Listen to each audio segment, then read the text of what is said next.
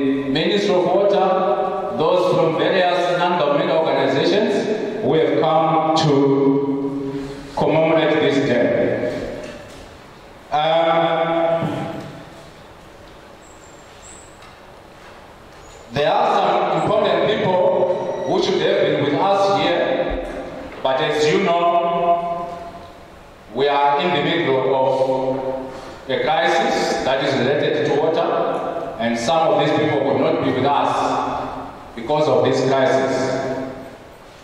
So they've been adequately represented, and you shall be introduced to those who are representing them.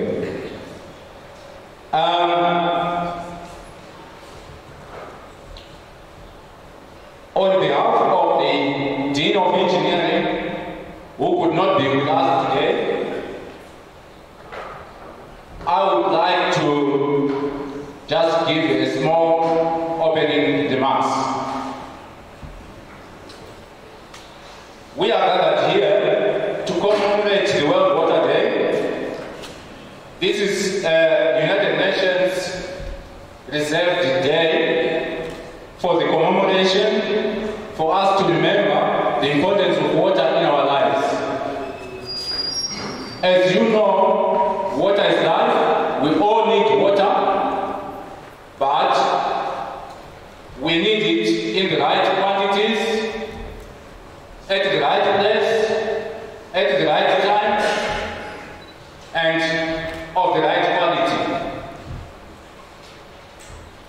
And this day was started, or was commemorated for the first time in 1993, which for us here in Zimbabwe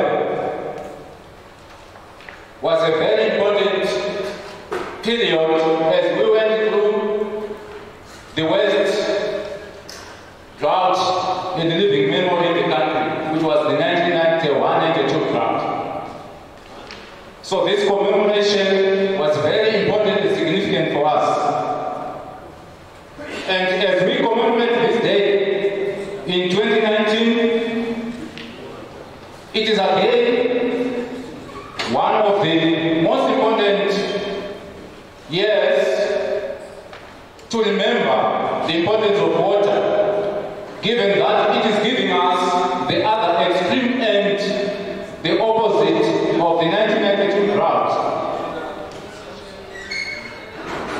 In the sense that we have received one of the worst devastating floods that we've experienced in the country in the last week in the form of Cyclone Idai.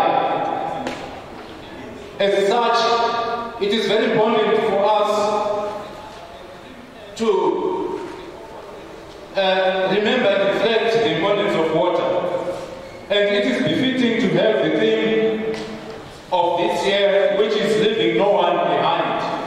As we commemorate this day, it is important that we consider the issues that are covered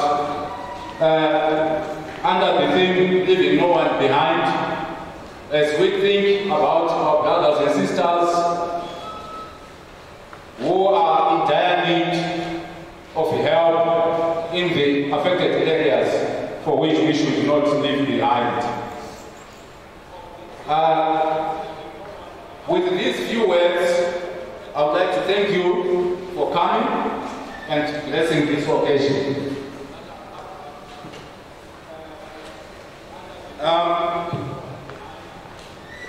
Back to my role as Master of Ceremony. Before we proceed, I would like to introduce some important people on this occasion, and also to request some people to help me in introducing the key people for this occasion. So,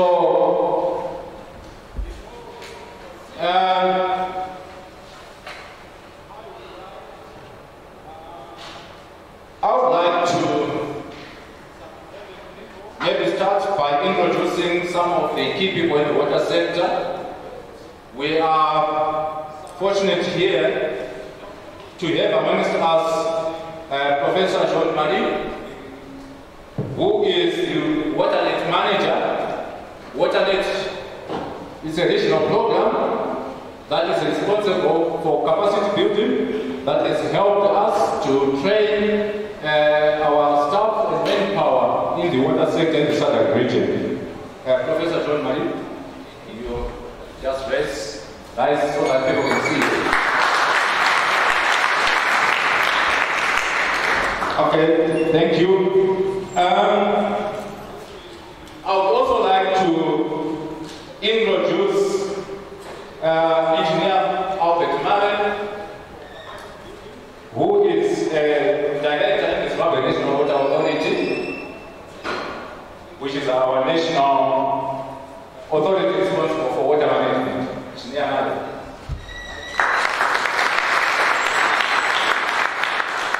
I would also want to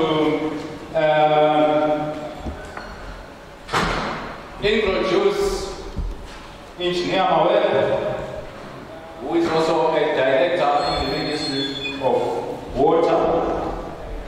Thank you, Engineer Mawele. In the interest of time, ladies and gentlemen, I will not introduce all the important people.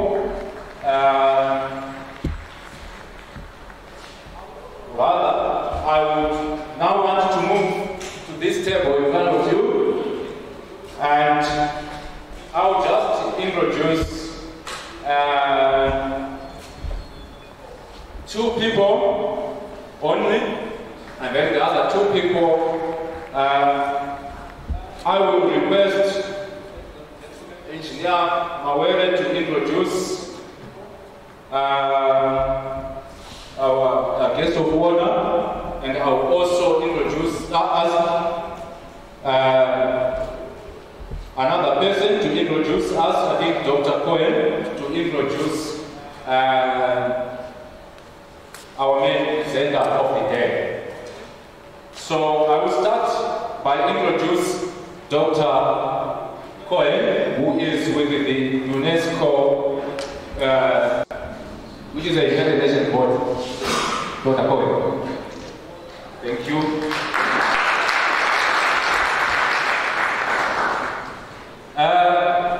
May I maybe give myself the privilege to introduce Dr. Mshiri, who is stepping in for the Acting Vice Chancellor of the University of Zimbabwe, Dr. Mshiri. Now,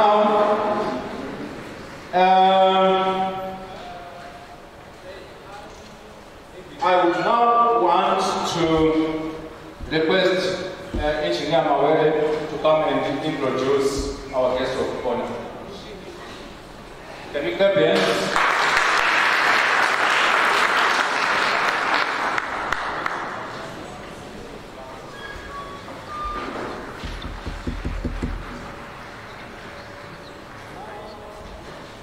Thank you, Dr. Engineer Richest, for giving me the opportunity to introduce our guest of honor. Let me say our minister currently is tied up with Cyclone Gijzen. He is attending to very emergent issues. So he has asked the acting CEO Zinwa to stand in on his behalf. That is Engineer Taurai Maurukira. Engineer, if you can come up and stand up.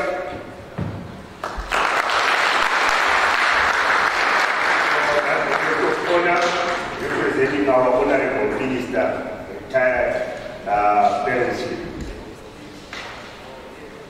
Thank you, Engineer Mawele.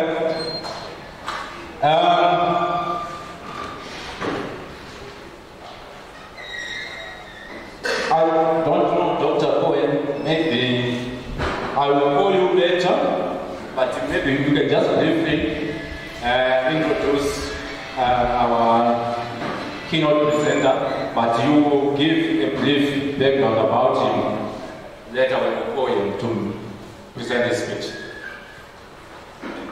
Yes, I will give a short introduction to our guest of honor speaker today, who is director of the regional office for Southern Africa in Harare. Before we do that, I will say we go for the introduction of guest of honor. All right, thank you very much.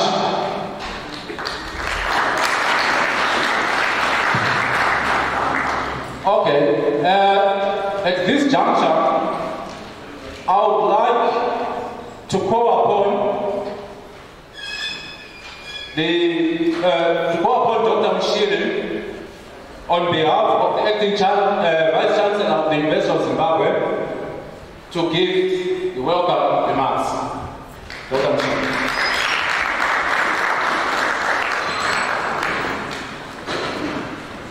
Good afternoon, everyone. If the acting Vice Chancellor, Professor Paul Mafumo, was here, he was going to say, Honorable Minister of Lands, Agriculture, Water, Climate and Rural Settlement,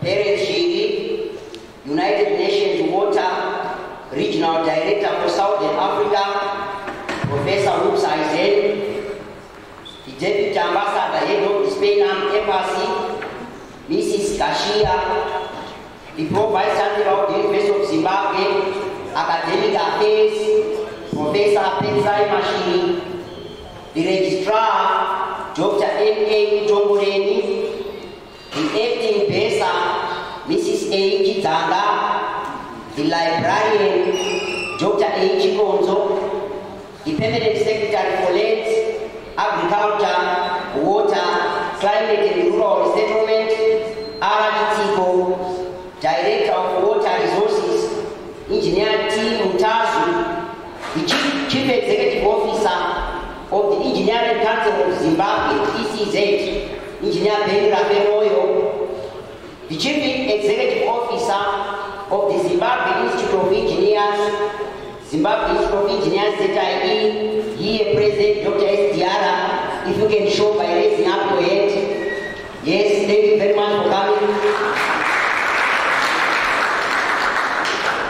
The Chief Executive Officer of the Zimbabwe National Water Authority, ZINWA, Engineer Taurai Maurukira, the Dean of the Faculty of Engineering, Dr. Watson Makurira, and other deans who are here present, the directors of institutes and centers here at the University of Zimbabwe, directors and senior officials in the Ministry of Lands, Agriculture, Water, Climate and Rural Resettlement, directors and senior officials from the Zimbabwe National Water Authority, ZINWA, who are here present, chairpersons of departments who are here present, senior officials from UNESCO, the University of Zimbabwe staff and students, distinguished guests, ladies and gentlemen. It is my pleasure to welcome you all to this important occasion, jointly organized by UNESCO, Region of Southern Africa, Ministry of Agriculture, Water, Environmental and Rural Settlement at the University of Zimbabwe to mark this year's World Water Day. The World Water Day is celebrated every 22nd of March.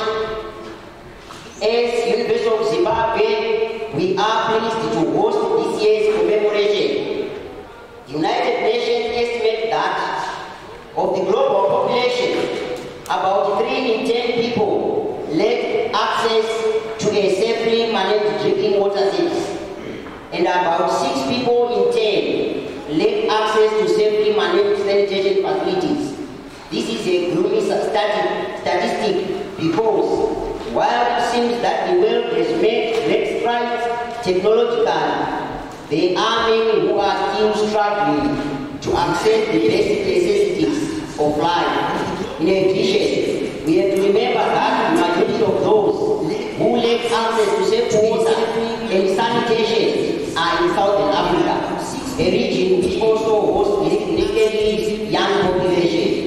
This means that the challenges of access to clean and safe water and adequate sanitation unattended is condemning the future of the region. To highlight this challenge and the need to find sustainable solutions to it, the Sustainable Development Goals, SDGs, were adopted by the United Nations General Assembly in 2015. The SDGs are therefore proof that the world acknowledges that no one should be left behind as far as sustainable development is concerned. In our case, we focus today on sustainable access to water and sanitation. Indeed, development should leave no one behind, especially where water, a basic need, is concerned. This makes the theme of this year's World Water Day, leaving no one behind, appropriate and an urgent call to action. Access to a safe source of water and sanitation ensures that our society grows up healthy. Our children deserve a healthy environment to grow in so that they will become useful citizens who will develop solutions that will drive our economies. Water in itself is a key driver of economic prosperity. This is evidenced by the strong link between national economic performance as measured by the GDP and the quality of a rainfall season. Water is essential for economies to grow and therefore generate jobs and uplift many people from poverty. As a nation, Zimbabwe has its vision to be a middle-income economic country by 2030. We cannot, as a nation, be a middle-income economy as long as a significant segment of the population still lack access to safe water and sanitation. Similarly, we should develop our national water resources to support water-dependent activities such as irrigation, industry, fisheries, and recreation. By hosting this event, the University of Zimbabwe is, in its own way, declaring that it has an interest in contributing towards improving access to safe water and sanitation, not only in this country, but even beyond our borders. As a university, we have a duty to contribute toward the vision of the nation and of mankind as enunciated by the United Nations through SDGs. We are exploiting the knowledge and expertise base within the university to demonstrate that we are not merely bookish, but practical and tangible. And we have to inform you that the University of Zimbabwe has taken upon itself to ensure that no one is left without access to safe water and sanitation by making water and sanitation one of the research pillars of the Faculty of Engineering. Through this research pillar, the university aims to contribute to the development of water treatment processes and sanitation technologies which are homegrown, sustainable, and affordable. Such technologies should primarily target those who are left behind, who are marginalized, and those who live in areas which are not connected to the central water network and are also unsewered. The Faculty of Engineering will be offered a space in the soon to be opened innovation hub to innovate and test its water and the wastewater treatment prototypes. Ladies and gentlemen, let us take this opportunity to celebrate World Water Day 2019 with a clear focus to reach out to the millions of people worldwide that do not have access to basic water services and sanitation. This can only be achieved through partnerships. This occasion is evidence of a potential partnership that can go out and contribute to water-related solutions. I thank the government of Zimbabwe through the Ministry of Agriculture, Water, Climate and Rural Resettlement in partnering institutions of higher level to observe World Water Day and indeed to transform the water sector through appropriate innovations that will positively impact society at all levels.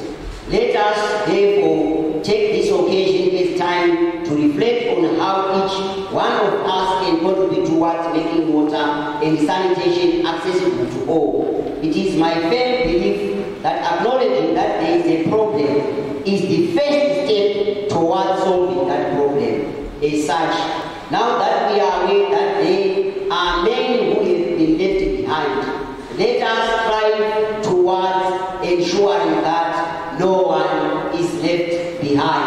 Thank you.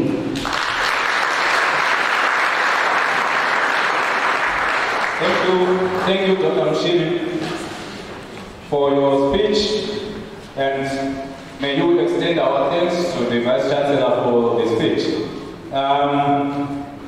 I took note that the university is now emphasizing on innovation, and I hope that that is the right direction to take as far as solving our problems.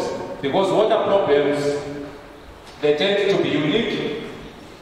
They tend to be site-specific. Each place has its own type of specific problems, and this requires innovation. So it is good that the university is placing trust on innovation. Thank you, Dr. Mshiri.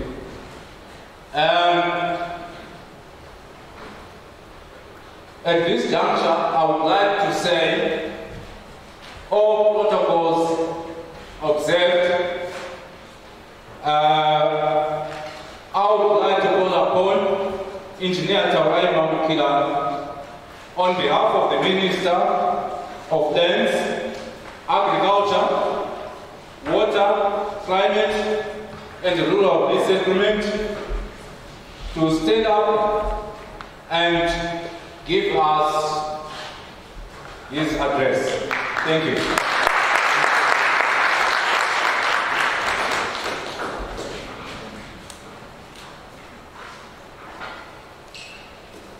Thank you very much, Director of Ceremony. My task is to read the speech by the Minister of Land, Agriculture, Water, Climate, and Rural Resettlement, otherwise known as the Ministry of Everything. My speech is going to be devoid of any opinion, as I have got a specific task, and I will do as such.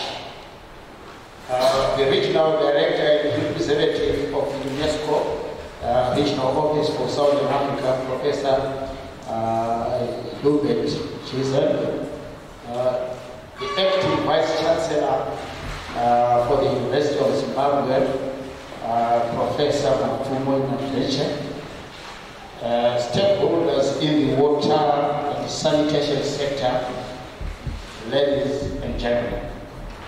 Allow me, ladies and gentlemen, to request you to stand up and observe a minute of silence in remembrance of our colleagues who perished in various parts of our country due to cyclone today.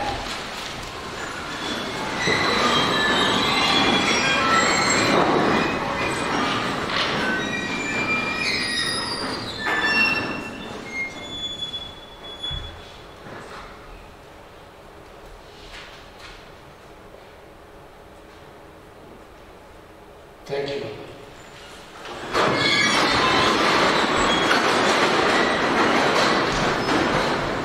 Tomorrow is the International Day for Water, commonly known as the World Water Day. The United Nations designated the 22nd of March of each year as World Water Day, following the recommendation by the 1992 United Nations Conference on Environment and Development. This day is celebrated as a means of focusing attention on the importance of fresh water and advocating for its sustainable use and management. It provides an opportunity for us to reflect and learn more about water-related issues. Each year, the World Water Day is celebrated under a specific theme. This year, the theme is Leaving No One Behind.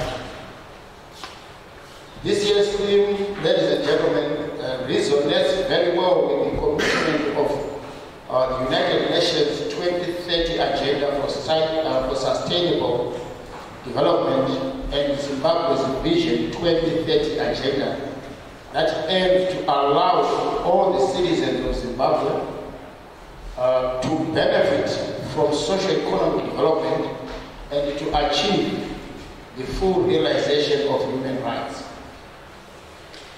In 2010, the United Nations recognized the right to safe and clean drinking water and sanitation as a human right that is essential for the full enjoyment of life and human rights. This very important human right to water entitles everyone, without any form of discrimination, to an acceptable quantity and quality and affordable water for personal and domestic use, which includes water for drinking, personal sanitation, washing of clothes, and personal and household hygiene. Accordingly, improvements in water resources management and access to water supply and sanitation services are essential to addressing various social and economic inequities such that no one is left behind when it comes to enjoying the multiple benefits and opportunities that water provides. As we commemorate this day, let us not forget that over 2 billion people live in countries experiencing high water stress, and about 4 billion people experience severe water scarcity during at least 1 month of the year. Stress levels will continue to increase as demand for water grows and the effects of climate change intensify. Zimbabwe has not been spared from the effects of climate change, as evidenced by the frequency of droughts and floods in recent years. A number of cyclones have affected our communities, resulting in death and damage to property and infrastructure. In February 2000, Cyclone Elin battered parts of Manicaland, Matabeleland South, Midlands, and Mashiko, affecting around 2.7 million people, resulting in 91 confirmed deaths, 357 injuries, and the destruction of 59,187 households. In March 2003, Cyclone Hubert affected Mashiko, Midlands, Manicaland, and parts of Mashonaland East, resulting in 6 deaths. In 2013, Cyclone Sela brought relief to farmers who had gone the brunt of a mid-season dry spell.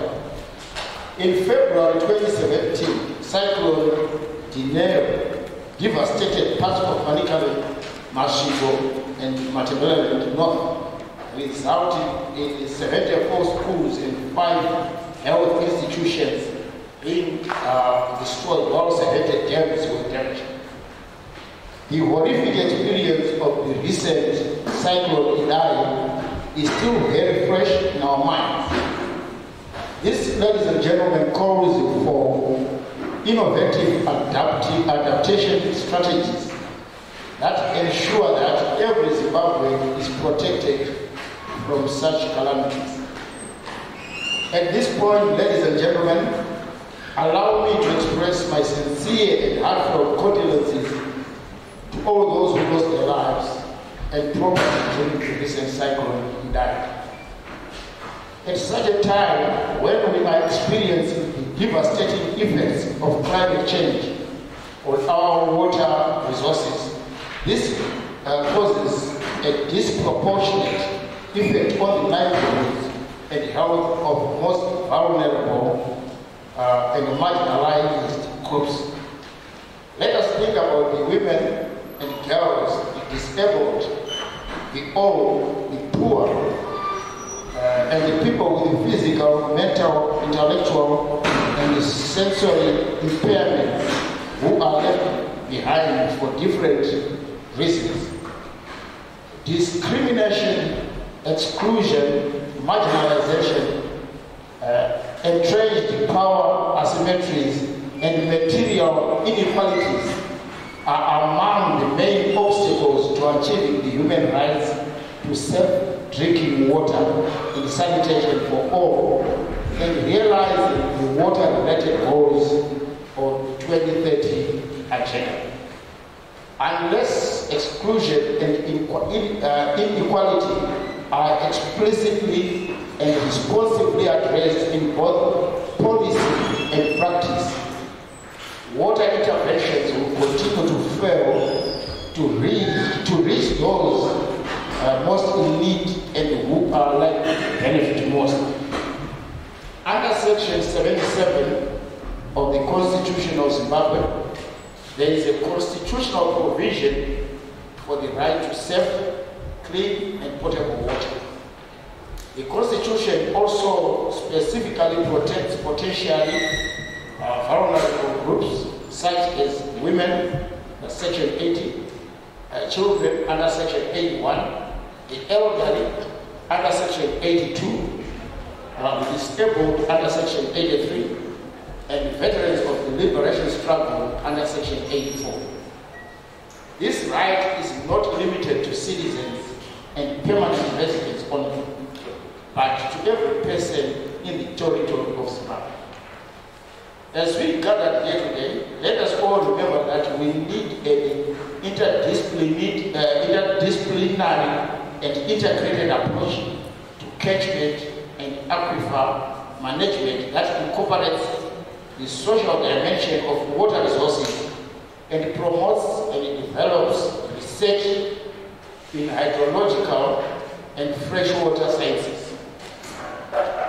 This, ladies and gentlemen, is very critical as further research in science and engineering is also needed to develop affordable, safe, and efficient water infrastructure and related devices.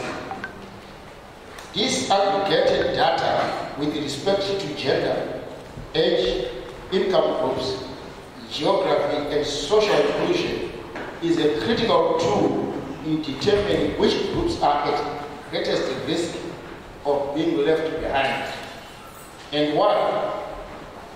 I therefore call upon our research institutions to work hand in hand with government so that no one will be left behind. Improving water resources management and providing access to safe and affordable drinking water and sanitation for all is thus essential for eradicating poverty, building peaceful and prosperous societies, and ensuring that no one is indeed left behind on the road towards sustainable development. Allow me, ladies and gentlemen, to express my gratitude to the UNESCO Regional Office for Southern Africa and the University of Zimbabwe for convening such an important public lecture where government, researchers, and key stakeholders in the water and sanitation sector come together and chart the way forward in finding solutions to pertinent water resources management issues that affect our country. I thank you.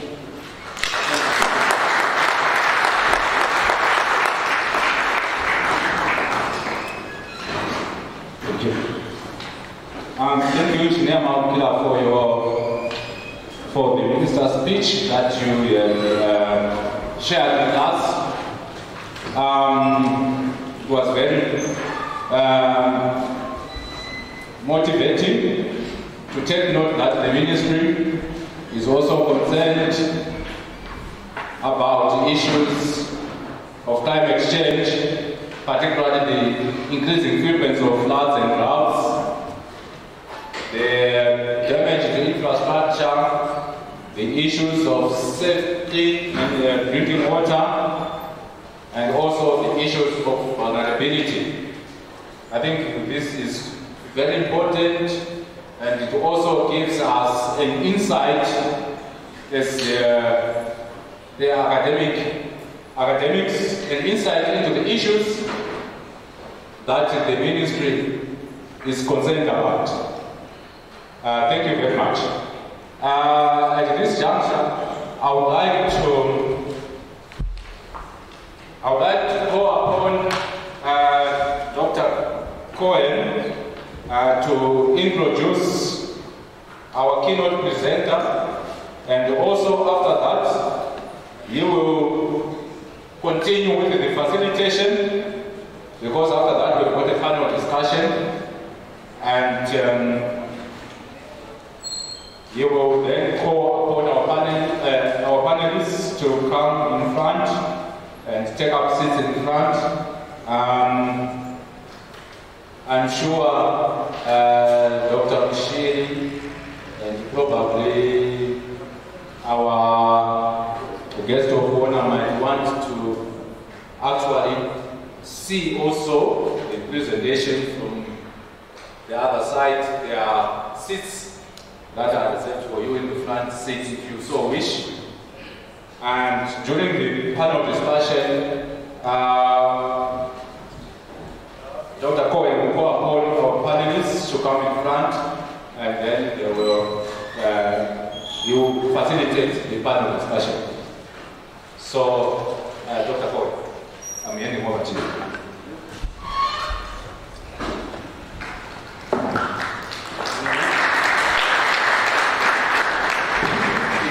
It's a pleasure today to introduce our speaker, our guest speaker. Professor Hubert Gijzen holds a PhD in biotechnology, which he has established a career of 36 years, both in academics but also in international cooperation, which makes him specifically relevant in this context, and also because of his background in water sciences. Throughout his career, he has lived and worked in many countries, specifically in Africa, Asia, Latin America, and Europe, and ended up already publishing more than 400 articles and books, which is continuing to be happening every year. He's currently our regional director and representative for UNESCO for the region of Southern Africa. But also, besides this work for UNESCO, he's also a full professor at the IG Delft Institute for Water Education, which is a category 2 center of UNESCO, but also at Wageningen University, also managing many students, PhDs, and masters. It's therefore a pleasure for me to introduce you to our Professor Hubert Gijzen, our guest lecturer.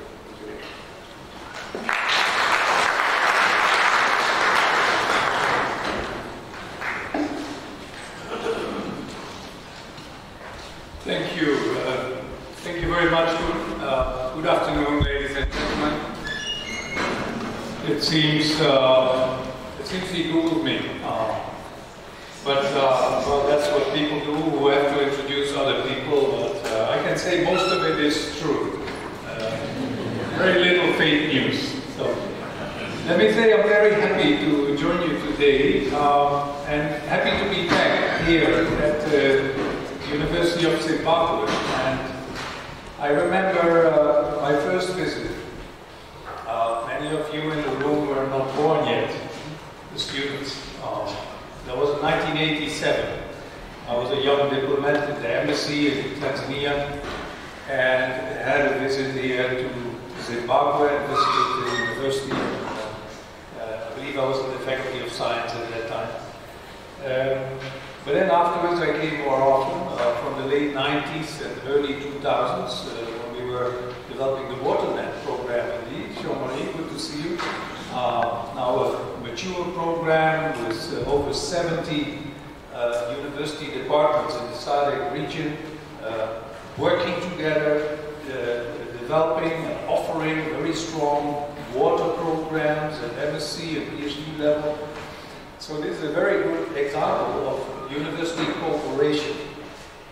So, in short, happy to be back, and I feel privileged to be with you just a day before the official World Water Day. Of course, everyone here knows World Water Day is 22nd of March.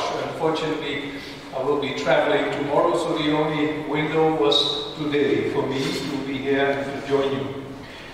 Let me step down. Is someone recording this? I'm going to step down, so if you want to be recorded, you have to follow me. Because I need to see the slides as well. These pictures, I put them together yesterday. And I just wanted to, are you taking that literally? I can take it in mine. If I put it in my pocket, yeah. Sit down.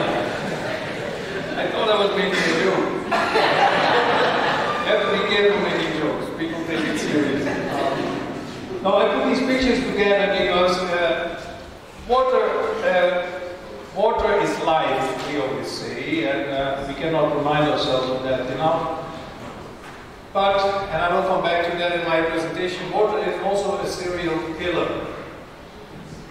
And, well, we have seen it just a few days ago here in the region.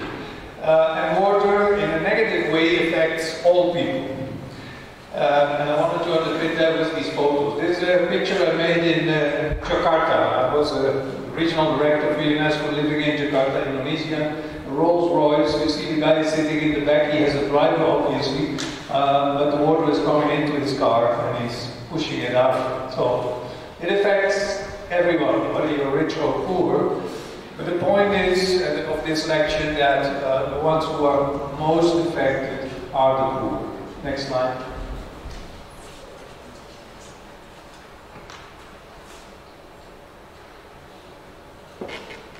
Do you want to do that for me? And I just say next slide.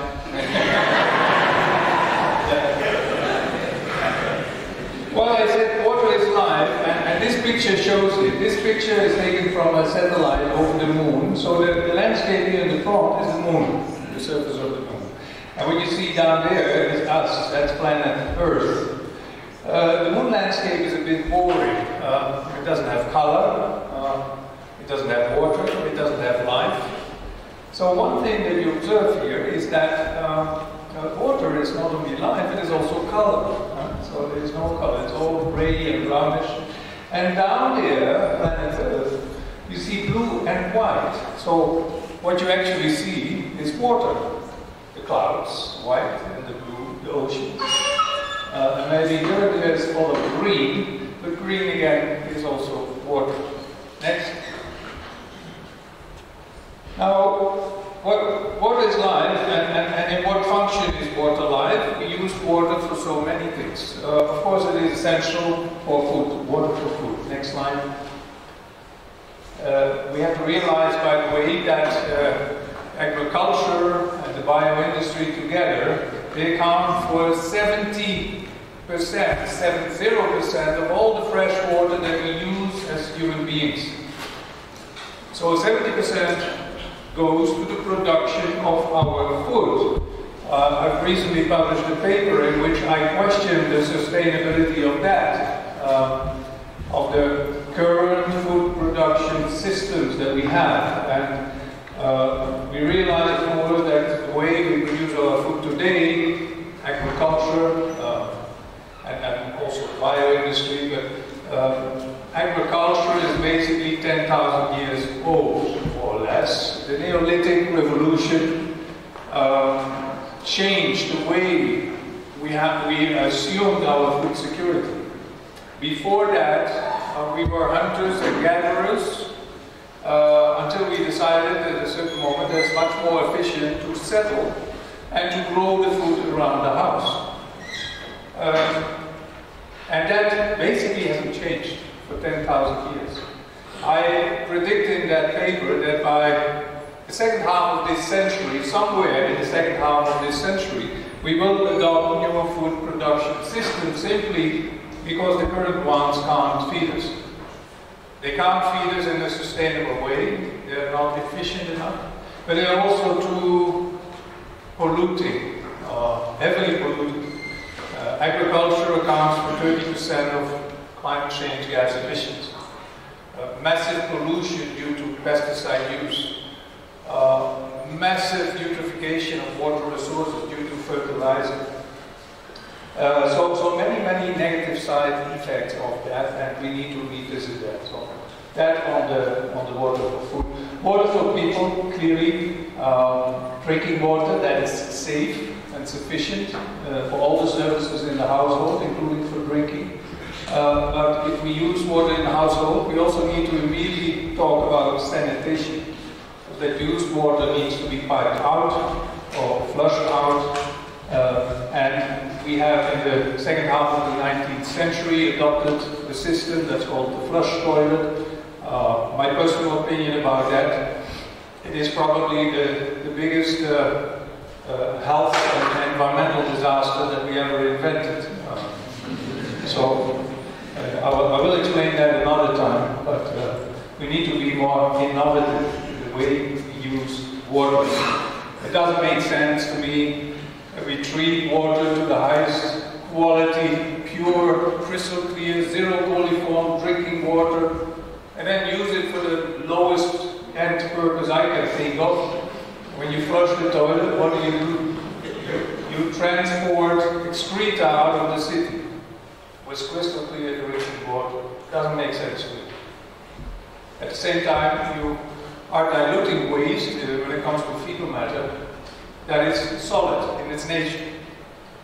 And wouldn't it be more logical to treat solid waste in a solid waste management direction rather than diluting it, making a big bulky volume of sewage and wastewater that then becomes unmanageable and that pollutes our waters and transports infectious disease into our water resources and is the cause of many deaths every year, mostly children.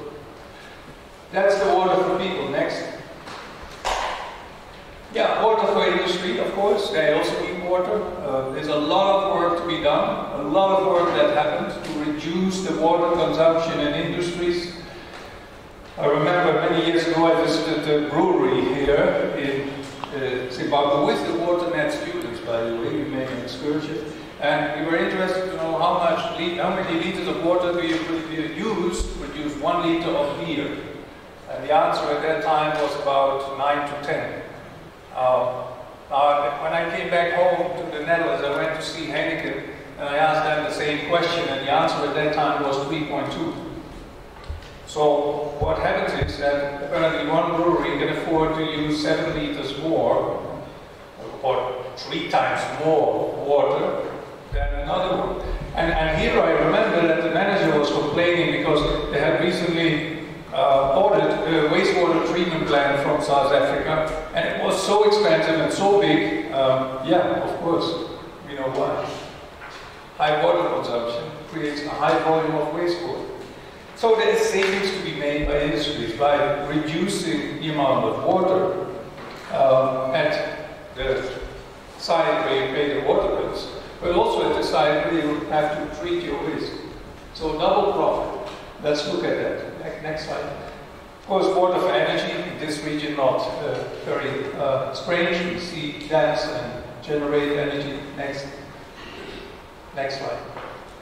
Water for transport, rivers and sea transport. Still, the largest volume of transport happens, or the largest volume of goods is transported over water. Next. And then water for tourism. We love our beaches and nice rivers. Think of it, whenever you go for recreation or for tourism, we always look for water somewhere. Is it a nice lake, or going on a boat, or going to see the big falls? It is always water related. Interesting. Next slide. And then after all these uses that are ours, we sometimes forget there is also nature, that nature needs water as well. So, water for nature. Next. Now all these uses together, the 3 big uses are here, and this is over the last 100 years. You see the starting left, agriculture, as I mentioned it already, is the biggest, it's the most thirsty sector. 70% of all the fresh water use. You see the sharp increase over the years. The same sharp increase in the domestic use in the middle and industry. If you add up all these uses today, we're looking at about 4,000 cubic kilometers of water, fresh water, being used by us globally today. Now, a cubic kilometer is a difficult unit. It's hard to imagine how big it is. If you turn it into cubic meters, It is 4 trillion cubic meters per year. Next. Yeah, we celebrate World Water Day tomorrow. The colleagues mentioned already, it's launched in, was launched in 1903. We had the first World Water Day. It's celebrated every year, 22nd of March. And this is an initiative of the UN, so it was adopted by the General Assembly. And the UN has also come together. You know, there's so many agencies in the UN. I represent UNESCO, but you have so many others, FAO, UNICEF, UNDP, and so on and so on. Now, the UN Water is the agencies that have something to offer and to work in the water sector. And they have come together.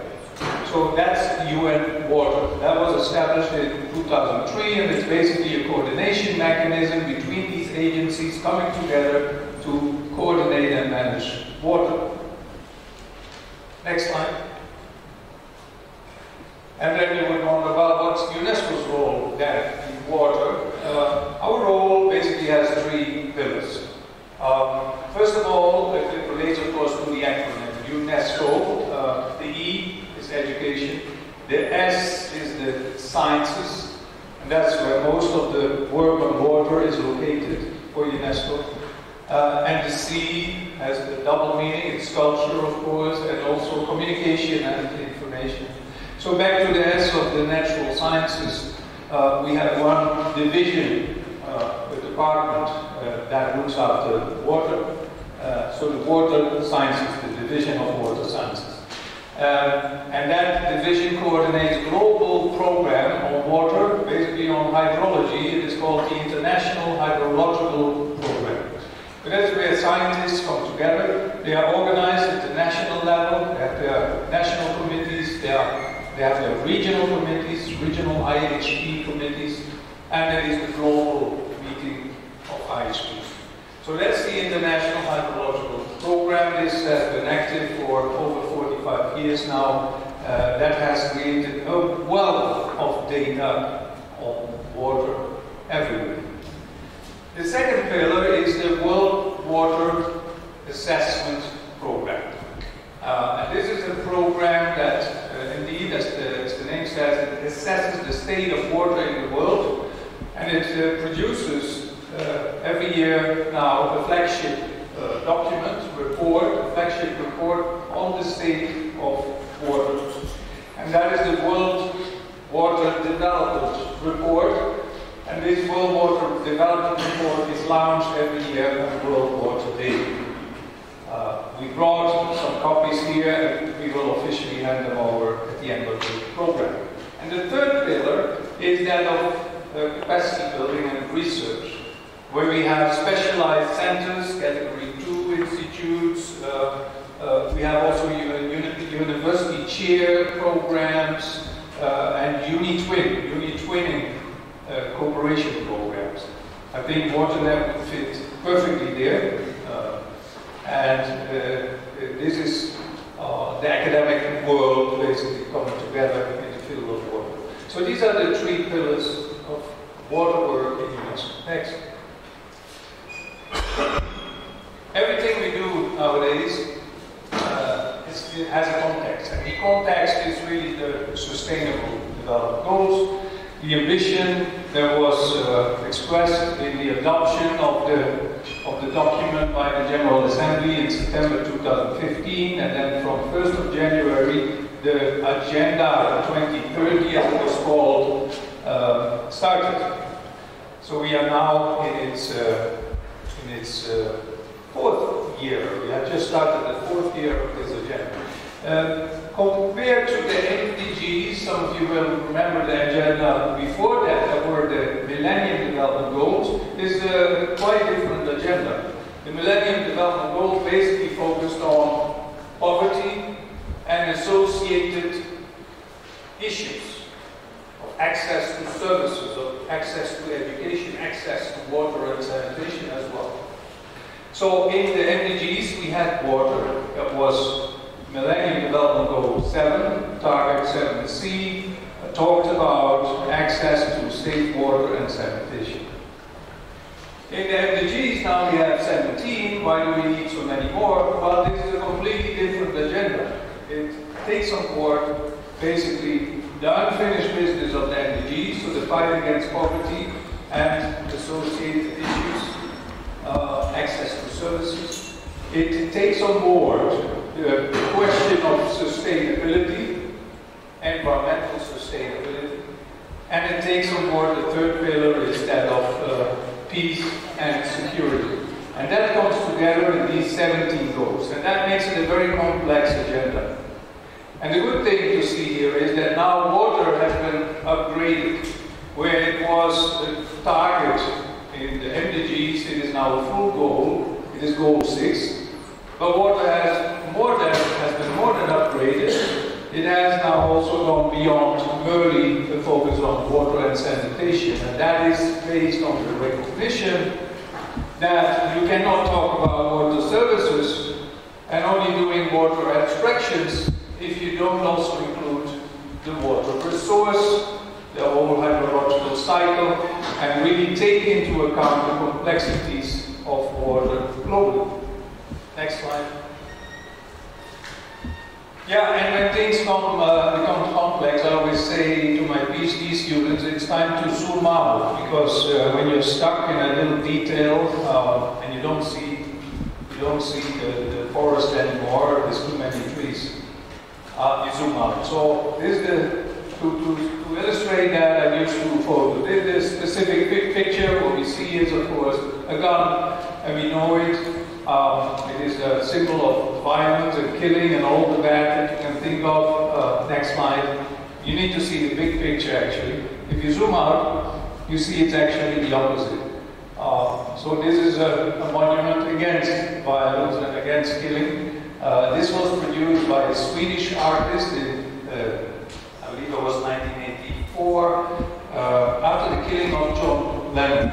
And in response to that, he produced this monument. This is located here at the foot of the building. The building is the UN building in New York. Next slide. So the message is, when things are complex, you need to zoom out, you need to see the big picture. The big picture is that water relates and cuts across the whole SDG agenda. And I made an effort here to try and give clusters as to how important water is in the different SDGs. So you see, in the SDG on poverty, well, it's quite simple. If we don't provide safe water and sanitation to poor people, how can they get out of poverty? Ending hunger. Well, water is the key limiting factor today for food production. And you can go on and you will see in each of the SDGs there is a very strong water dimension. This goes up to SDG 9, so I guess the next slide shows the other SDGs. And you see everywhere there is a strong relation to water. Next. Yeah, so therefore, I would say, if you look at the SDGs and Agenda 2030, and that's the agenda we talk about every day, and all the work that we do is focused on that, it's clear. Water is the defining issue of our time. I use that phrasing because some of you may know that when Ban Ki-moon became the UN Secretary General, so I'm talking 9 years ago or so, no, it's longer ago, it's 10 years ago. His slogan was, climate change, the defining issue of our time. And in one of the meetings I had with him, where this came up, I basically challenged him in saying, I believe we will soon say that water is a defining issue of our time. First of all, because I would roughly estimate that 95% of climate change impact is water related. And as again, we have seen it last week. Then water is cutting across all the SDGs, as I just said. Next slide. Yeah, now to the World Water Development Report. This UN report is produced, is coordinated by UNESCO. UNESCO does that work on behalf of the UN system and in coordination and cooperation with these agencies of UN water. And the first edition was in 2003. It was called Water for People, Water for Life. And you see every year there was a theme. In the first edition there was a 3-yearly publication. You can imagine that it takes quite a bit of work to put all these data together. But from 2014 onwards, it has been an annual report. So now every year we have a new report. The last year's report was nature for water, and this year the title is, and that is in the next slide, leaving no one behind, as we also heard in the speeches. So this is really referring to the Agenda 2030, which also has the same subtitle, leaving no one behind. Next slide. A short trailer.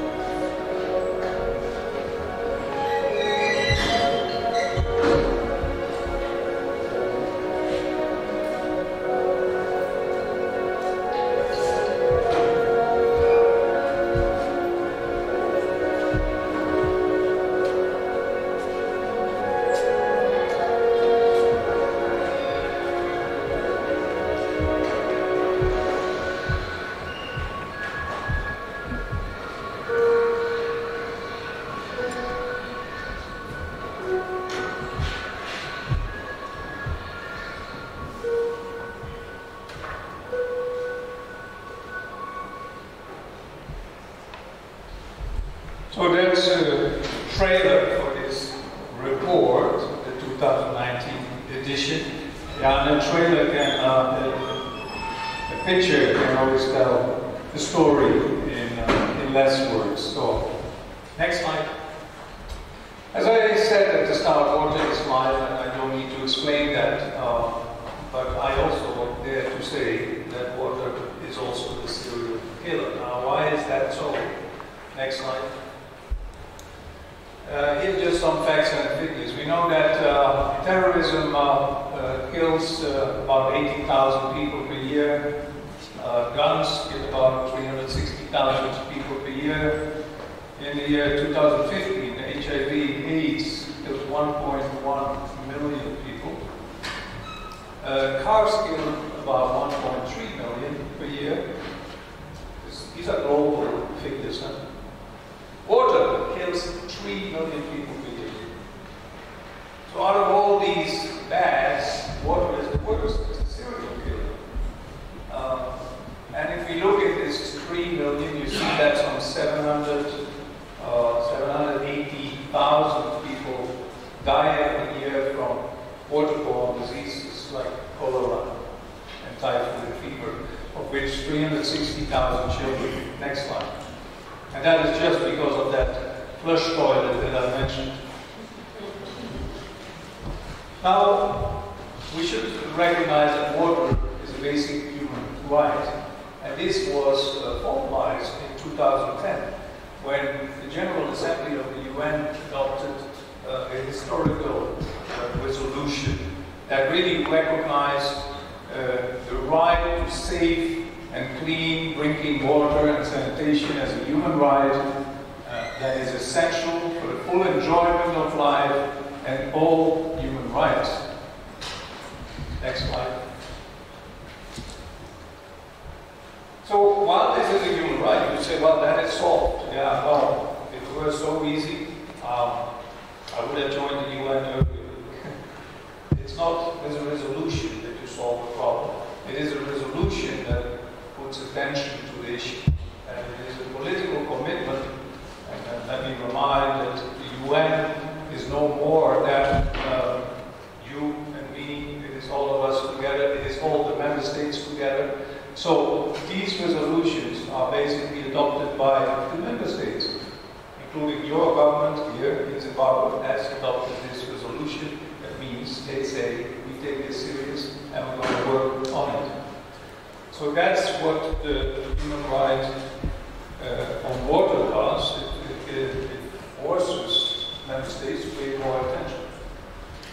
We know that in spite of that being a human right, we still have billions of people that are being left behind in access to water and sanitation. And we see that here, the top graph for basic drinking water. And you see all the countries that are in blue are basically okay. The ones in light blue, a little bit less access. The ones in orange are really troublesome. Low access to drinking water. And the same for sanitation. The ones in green, basically okay. Light green, little troublesome, a little less. And the ones in orange, again, in trouble. And what you see in both maps is that Africa features very strongly in the orange. And that's a pity. Next slide. Now, billions are being left behind in access to water and sanitation. Now, let's look at figures of water and sanitation. This was a world map. It looks at regions. It didn't even look at the individual countries. But if you go at individual countries, you will see that within the country there is huge disparities. And if you go to individual cities, there's huge disparities again between the haves and the not-haves, between the richer areas and the slum areas. And it's basically symbolized in this picture. You see this beautiful golf course, and I'm sure every day that it gets fresh water, irrigated, it looks so green. And on the other side of the fence, you have the slum area, and you wonder, do they have any pipe water? Probably not. So do they have community water? Probably they do. Is it safe? We don't know. So the contrast can't be bigger. Next.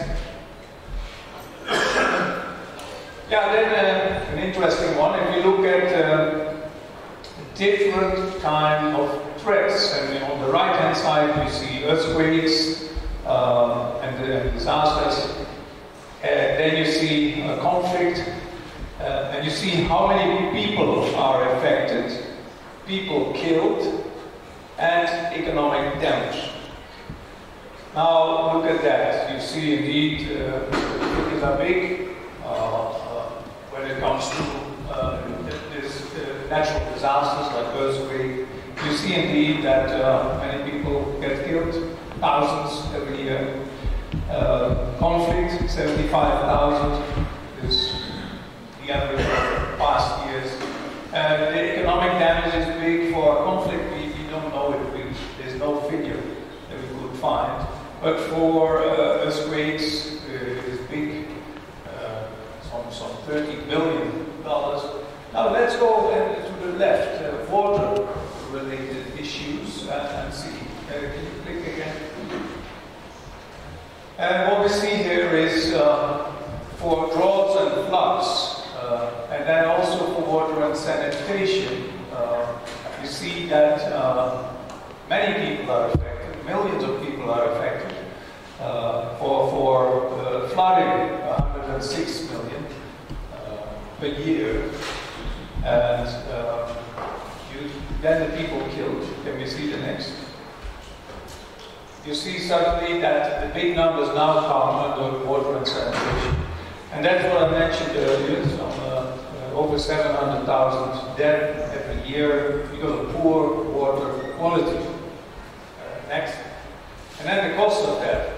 Well, the costs are also astronomical. Of flooding, we have heard it, infrastructure is damaged, bridges gone, houses destructed, the whole of Beira is in shambles. On the water and sanitation, there is no data, economic data. We tried in one study to capture it in different units, that is daily, life days cost, and the outcome was devastating. So you can safely assume that if we would try and put this in economic data, it would be a very, very big dot over there. Next slide. Now, what are the drivers and the consequences of poverty and discrimination, and then leading to the reflecting on the access to water?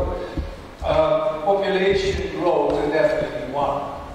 Big challenges for governments and local governments to attend to the sharply increasing numbers when already the ones existing have poor access. And here you see a population curve. You see that it goes up until, and we don't know, there are uncertainties, but we estimate that by the year 2050 we would be with some 9 billion of us on this planet. And it could then continue a little bit further, going up, maybe even up to 10 billion. But the expectation is also that it will then level off and even come down. Next. What we see here is now per region, and that's interesting because what you see in that slide below is that that growth that happens up there is largely counted by two regions, by Asia and Pacific, the one in green. You see that that one is going to level off soon. It is reaching its peak of growth. And the one that's really taking off is Africa. So most of the population growth happening in the gray area is accounted for by Africa. Next. Yeah, and then we have another driver of this poverty and discrimination and lack of access to water services, and that is urbanization. You can see here the dots in green is the urban centers that have the lowest growth. There is low growth of population. They are basically static. And the ones that are in orange, again, have the highest growth. So you see all the urban centers in Africa have a very, very fast growth of the population. Next. And what you then see is that that leads to growth also in slum areas. There is fortunately a reduction. You see here the bottom bar, the light one, the light colored one is from the year 2000, and then we have the more recent one in red. The global figures are about 28%, that is 28% of the urban population lives in slums. But look at the top ones. The top one is Africa, it's sub-Saharan Africa, and it's over 60%. So 60% of people in urban areas in Africa overall live in slum areas. Next slide. And that reflects, of course, in their access to these services of safe water and sanitation. Yeah, here again you see this is poverty, these are poverty data. The good thing about the top graph is you see it come down, so the poverty levels, the number of people living in poverty, having a low income is going down. Then it's split out per region again in the graph below. And you see that for all regions it's going sharply down except for Africa. Africa is the blue line, and it comes down a little bit and it goes down slowly, but too slow. It is much slower, it is a much slower decrease than all the other regions. Next slide. Yeah, and then another driver of this of the poverty and discrimination in access to water is the inequalities. Inequalities can be captured in different ways. One is the Gini index. I'll show a map of that in a minute. But here you see the red line is the top 1% of people, richest people in the world, and how much percent of global income they have.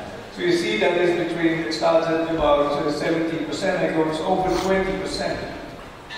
1% of the richest people in the world own more than 20% of the global income.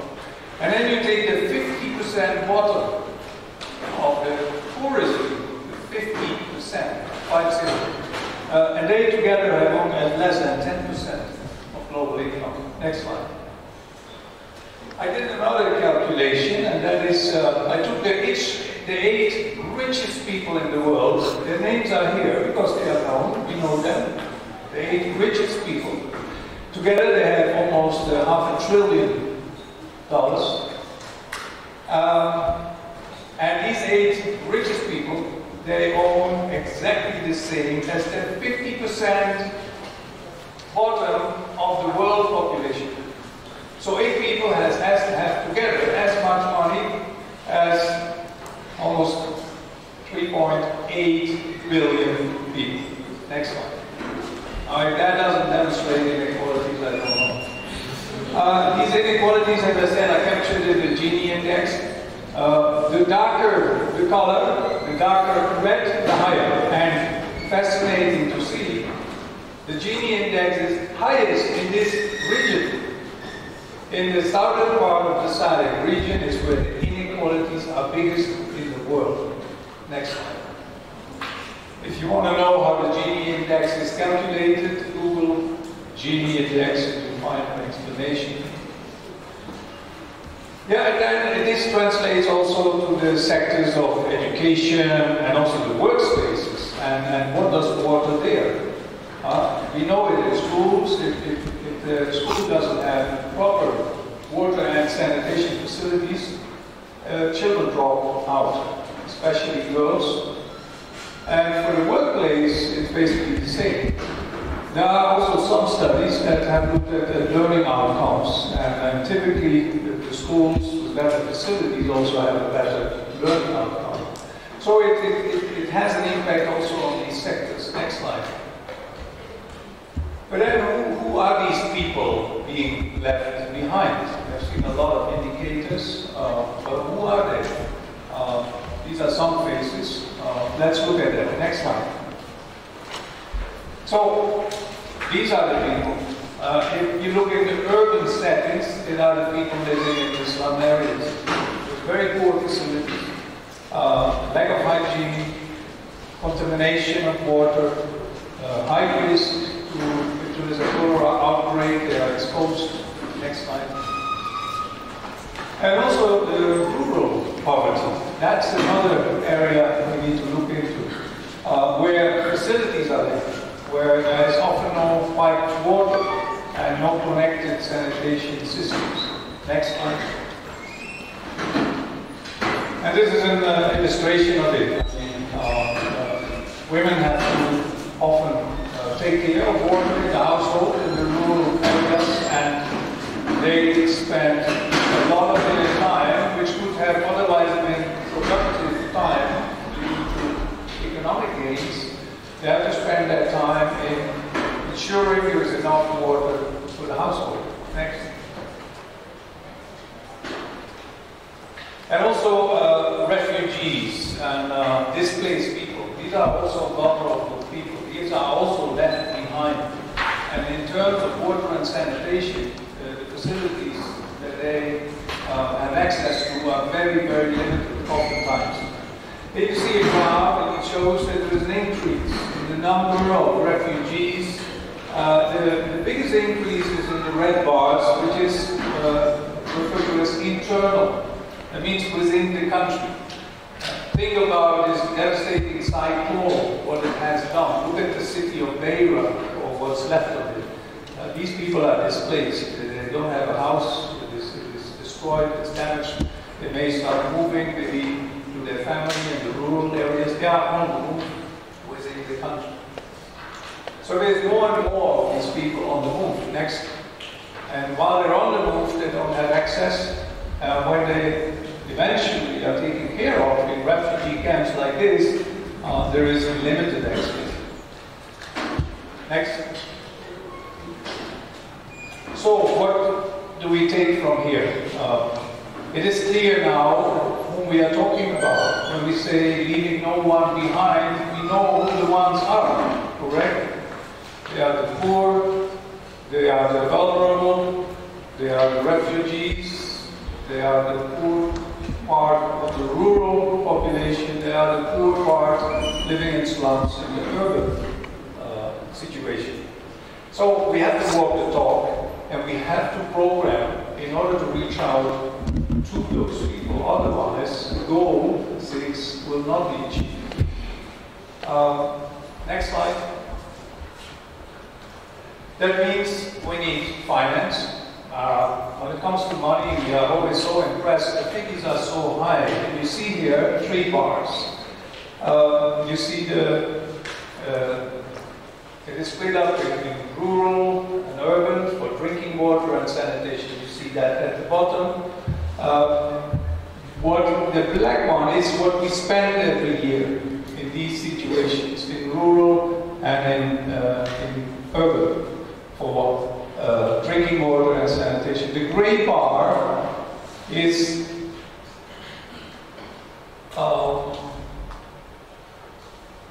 what is the gray bar?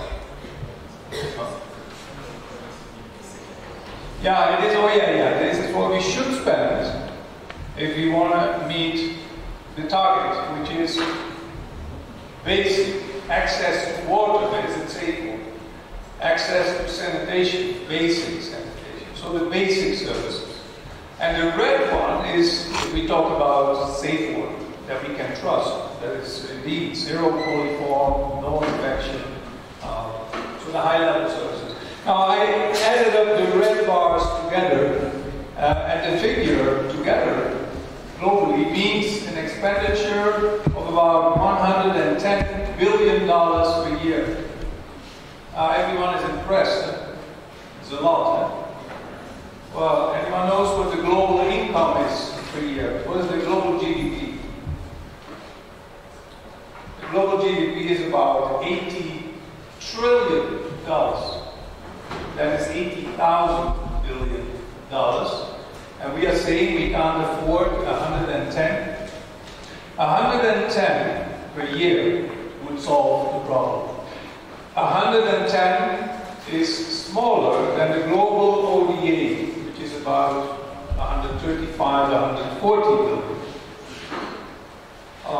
So I would say the figures, when you take them globally, they sound astronomical, but they are not impossible. We can do it.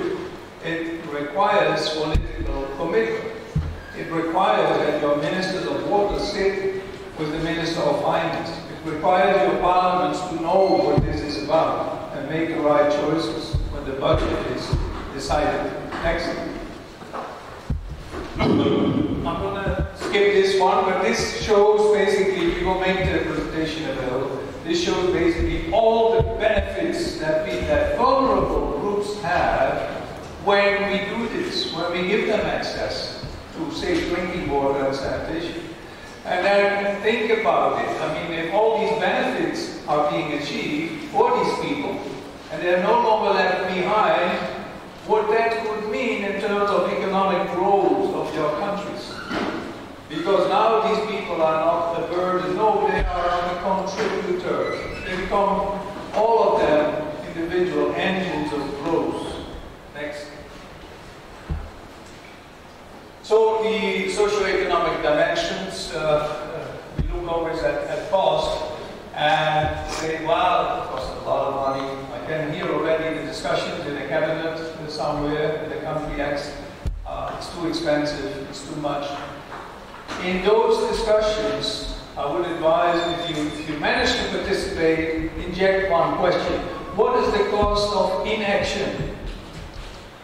And that's usually a higher cost. So if the consequence of inaction is that we have 780 people dead every year just because the water is not clean, and 3 million water-related deaths globally, then that cost is very high.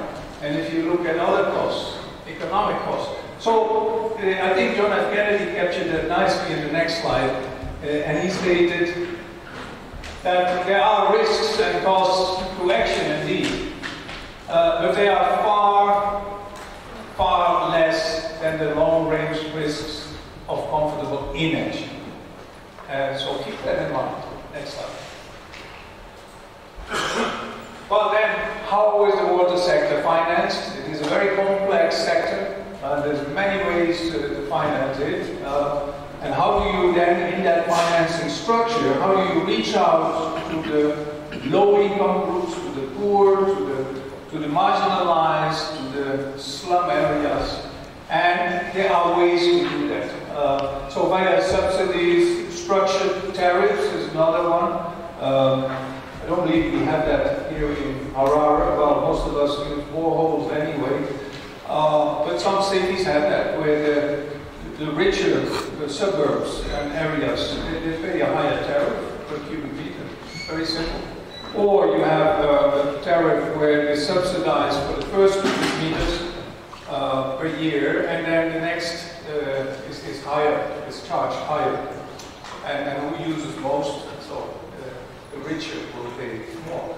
So there are ways. Next. So then blended finance, the national government can come in. ODA is usually paying attention to the water sector. Commercial finance, private sector. So all of this, and also mixtures of this is possible. Next. Yeah, and the last point, take-home message is really good governance. As I said, the water sector is very, very complex, and I cannot overemphasize that good governance of this sector is absolutely key. And good governance also means that you attend to issues that are currently there in many countries. The water sector being chopped up. I remember 25 years ago in the city of Amsterdam, you would have the drinking water company, and then you would have the sewerage company, and they wouldn't talk to each other. So they're interconnected. The glass of water I drink today, in a few hours, it is called sewage. And they are not talking to each other. So it is governance, bringing the different components together institutionally, and paying attention to the ones that we are talking about, leaving no one behind. Next. And therefore this discussion and this whole pitch of the World Water Assessment Report and the World Water Day on leaving no one behind is absolutely the right approach. It is the human rights-based approach. Next slide. And these are the takeaway messages, which I'm not going to read. As I said, you're going to get the presentation and the summary of or the conclusions of my presentation are there. Next slide.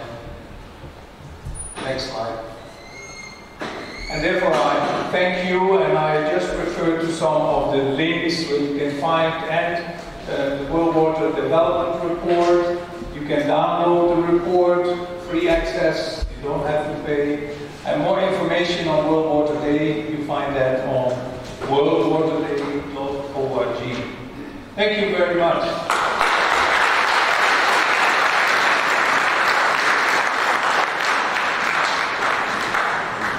Thank you very much. And just maybe to highlight is that all the documentation and the reports also, you can also find it on the website of UNESCO, ROSA, Regional Office for Southern Africa.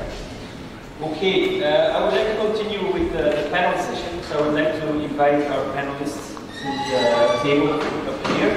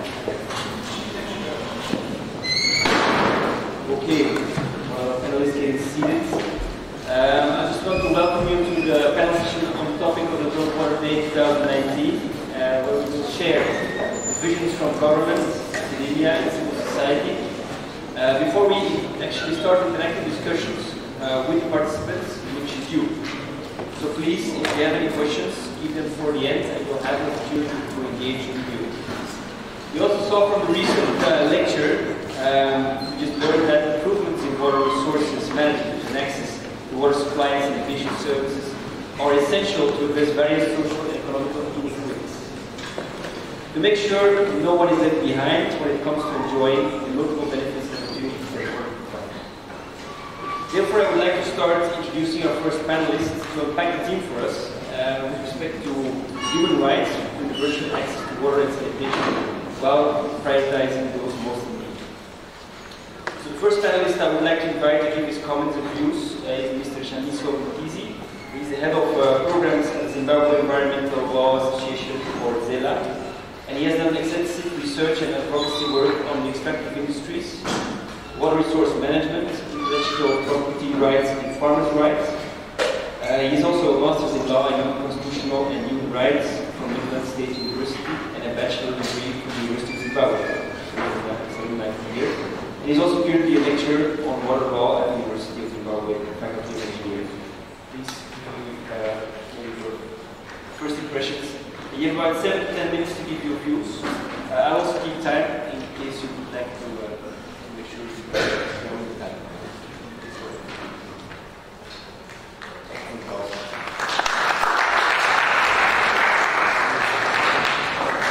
Thank you very much. Firstly, let me acknowledge the presence of all distinguished guests in UNESCO, the University of Zimbabwe, especially the Faculty of Engineering.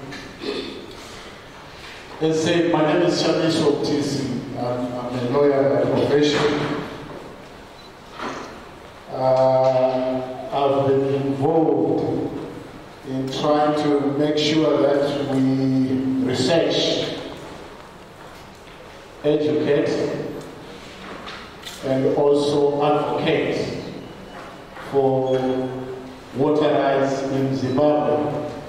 I work with an organization called the Zimbabwe Environmental Law Association, which is a grouping of environmental lawyers, and we try to make sure that the public, the citizens, and the communities are aware of the different legal aspects and provisions of the law. I'm going to talk about my understanding of the theme, leaving no one behind, in relation to access to water and sanitation. So I will speak from a legal rights and policy perspective. Firstly, let me state that the purpose of the law is to create duties and obligations, as well as to create institutions, and that is quite important.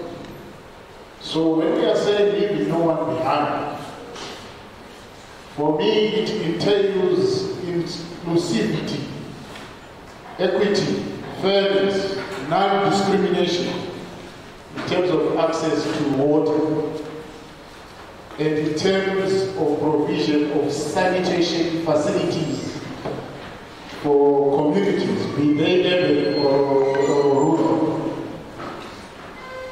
It is about water for all, whether the rich or poor. I would also argue that the law provides for leaving no one behind. The law in Zimbabwe provides for leaving no one behind. Firstly, by its premise, and secondly, by the guarantees that are there in the law. So, what are those guarantees and what are those laws that provide for leaving no one behind? The first is the Constitution of Zimbabwe. As indicated earlier on, Section 77 of the Constitution guarantees the right to water, especially Section 77A. To elaborate further, it states that every person has the right to safe, clean, and potable water. So it's constitutionally guaranteed. It marks the words, every person has the right to. So that means whether you're poor or rich, whether you are a refugee, whether you are a child or an adult, you have that right. So that is very, very important. That is the reason why I stated earlier on that the law we have in Zimbabwe, especially the Constitution, provides for leaving no one behind in its framing and its guarantees. Let me go on to the Water Act. The Water Act we have also provides for use of water for primary purposes. And this is quite important because it eliminated the concept of water rights. So the idea is to make sure that people can access water for domestic purposes. And that is quite important. So that provision speaks to the issue of leaving no one behind. If we can move on to another piece of legislation, which is called the Environmental Management Act. It also contains what we call rights and duties. Let me read section 73. No, rather, section 4 of the Environmental Management Act. It provides for rights to live in a clean environment that is not harmful to health. And it also prohibits pollution of water resources. So those rights are very important because those rights are prescribed for everyone. Let's go to the Public Health Act from a health perspective, sanitation. The Public Health Act, for example, requires municipalities to provide people with clean water that is not harmful to health. That's section 65. Then section 66 goes on to enjoin municipalities to provide and maintain a sufficient supply of wholesome water for drinking. Wholesome water for drinking. The word wholesome is not defined in the Act, but it is quite important for us to interrogate it. For me, it means clean water. I might even extend it to mean the right quantity of water. So those provisions, for me, demonstrate that already we have the legal architecture for ensuring that no one is left behind. And the keywords there are water rights, environmental rights, water quality, and the right quantity of water. So, from a legal perspective, who is being left behind? In a situation where urban and rural communities do not have access to clean water or adequate water. As the professor indicated earlier on, it's mostly the poor in urban areas and the rural areas. And these are women, the children, and the elderly.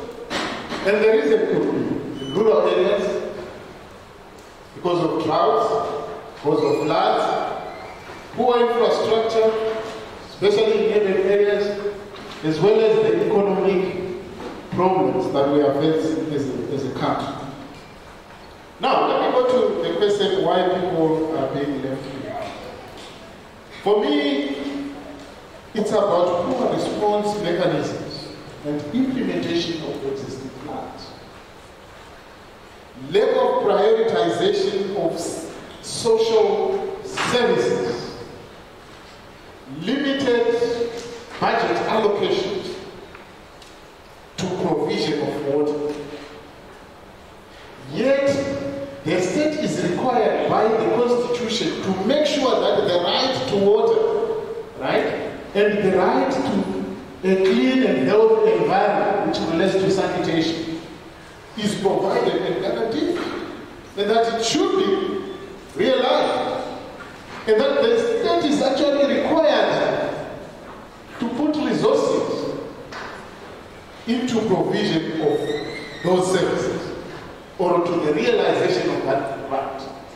I hope you are seeing the link between the economy, the budget, and the rights.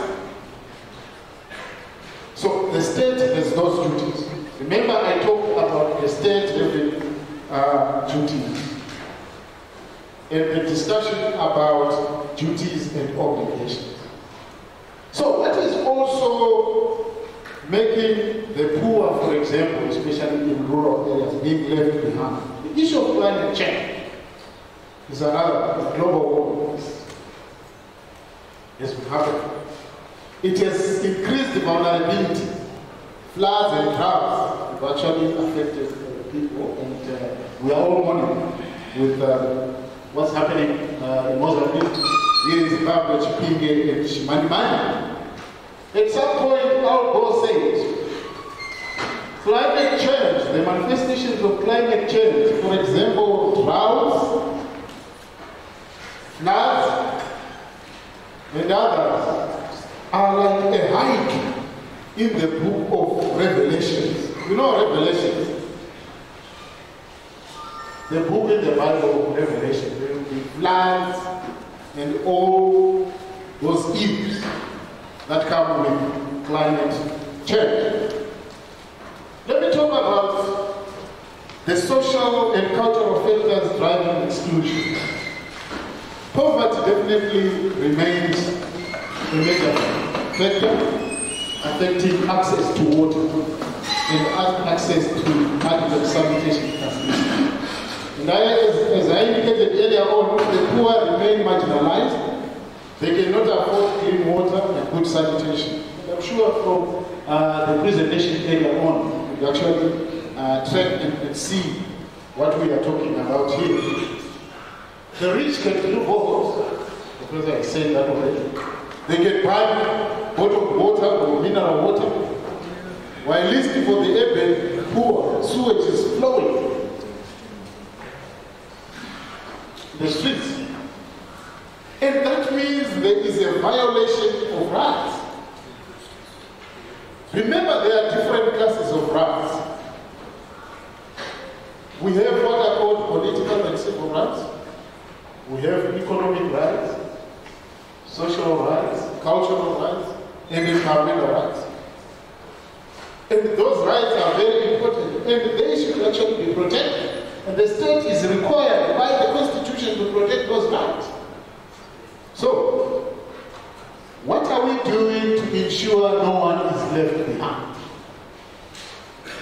Remember I told you I'm working for the Zimbabwe Environmental Law Association. We work with various other organizations that are doing a lot of good work in ensuring that the rights of local communities are protected and are respected. The first thing, if I may tell you this, I work on diamonds as well. I represent all civil society organizations or NGOs in the world in what is called the Kimberley Process Civil Society Coalition. We monitor the diamond mining sector. The reason why I'm saying that is because at some point, diamond mining companies were polluting Harare, were discharging effluent into the rivers. And they never bothered to drill boreholes after polluting the rivers. Yet people were fetching water from there. So what did we do as an organization? We ended up drilling 10 boreholes, for example, for communities that live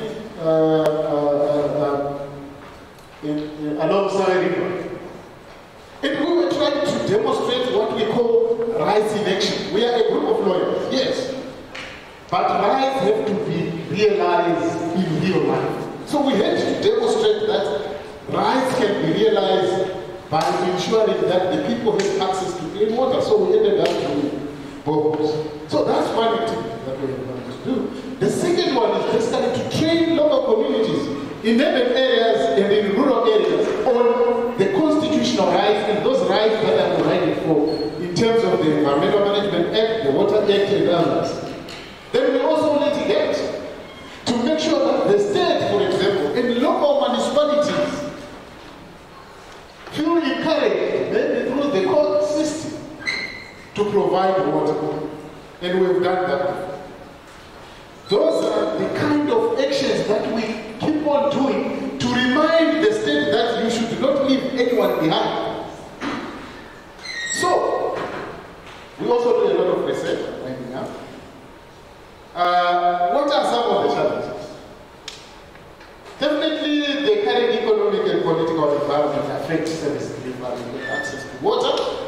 It also affects the realization of the right to access water. On that note, ladies and gentlemen, I would like to thank you very much for listening.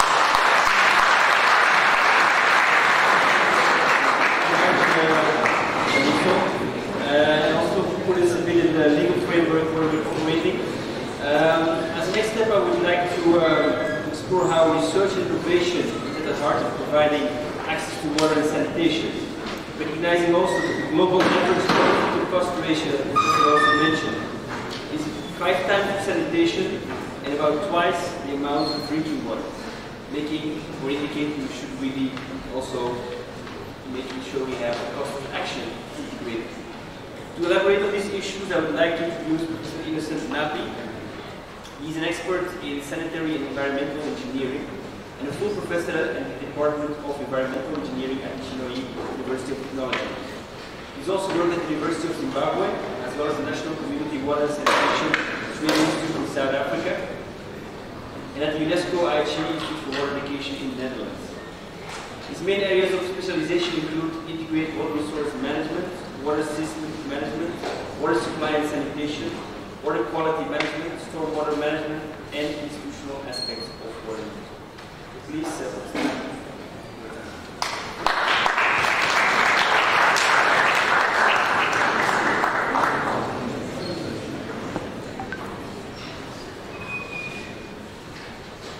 Good afternoon.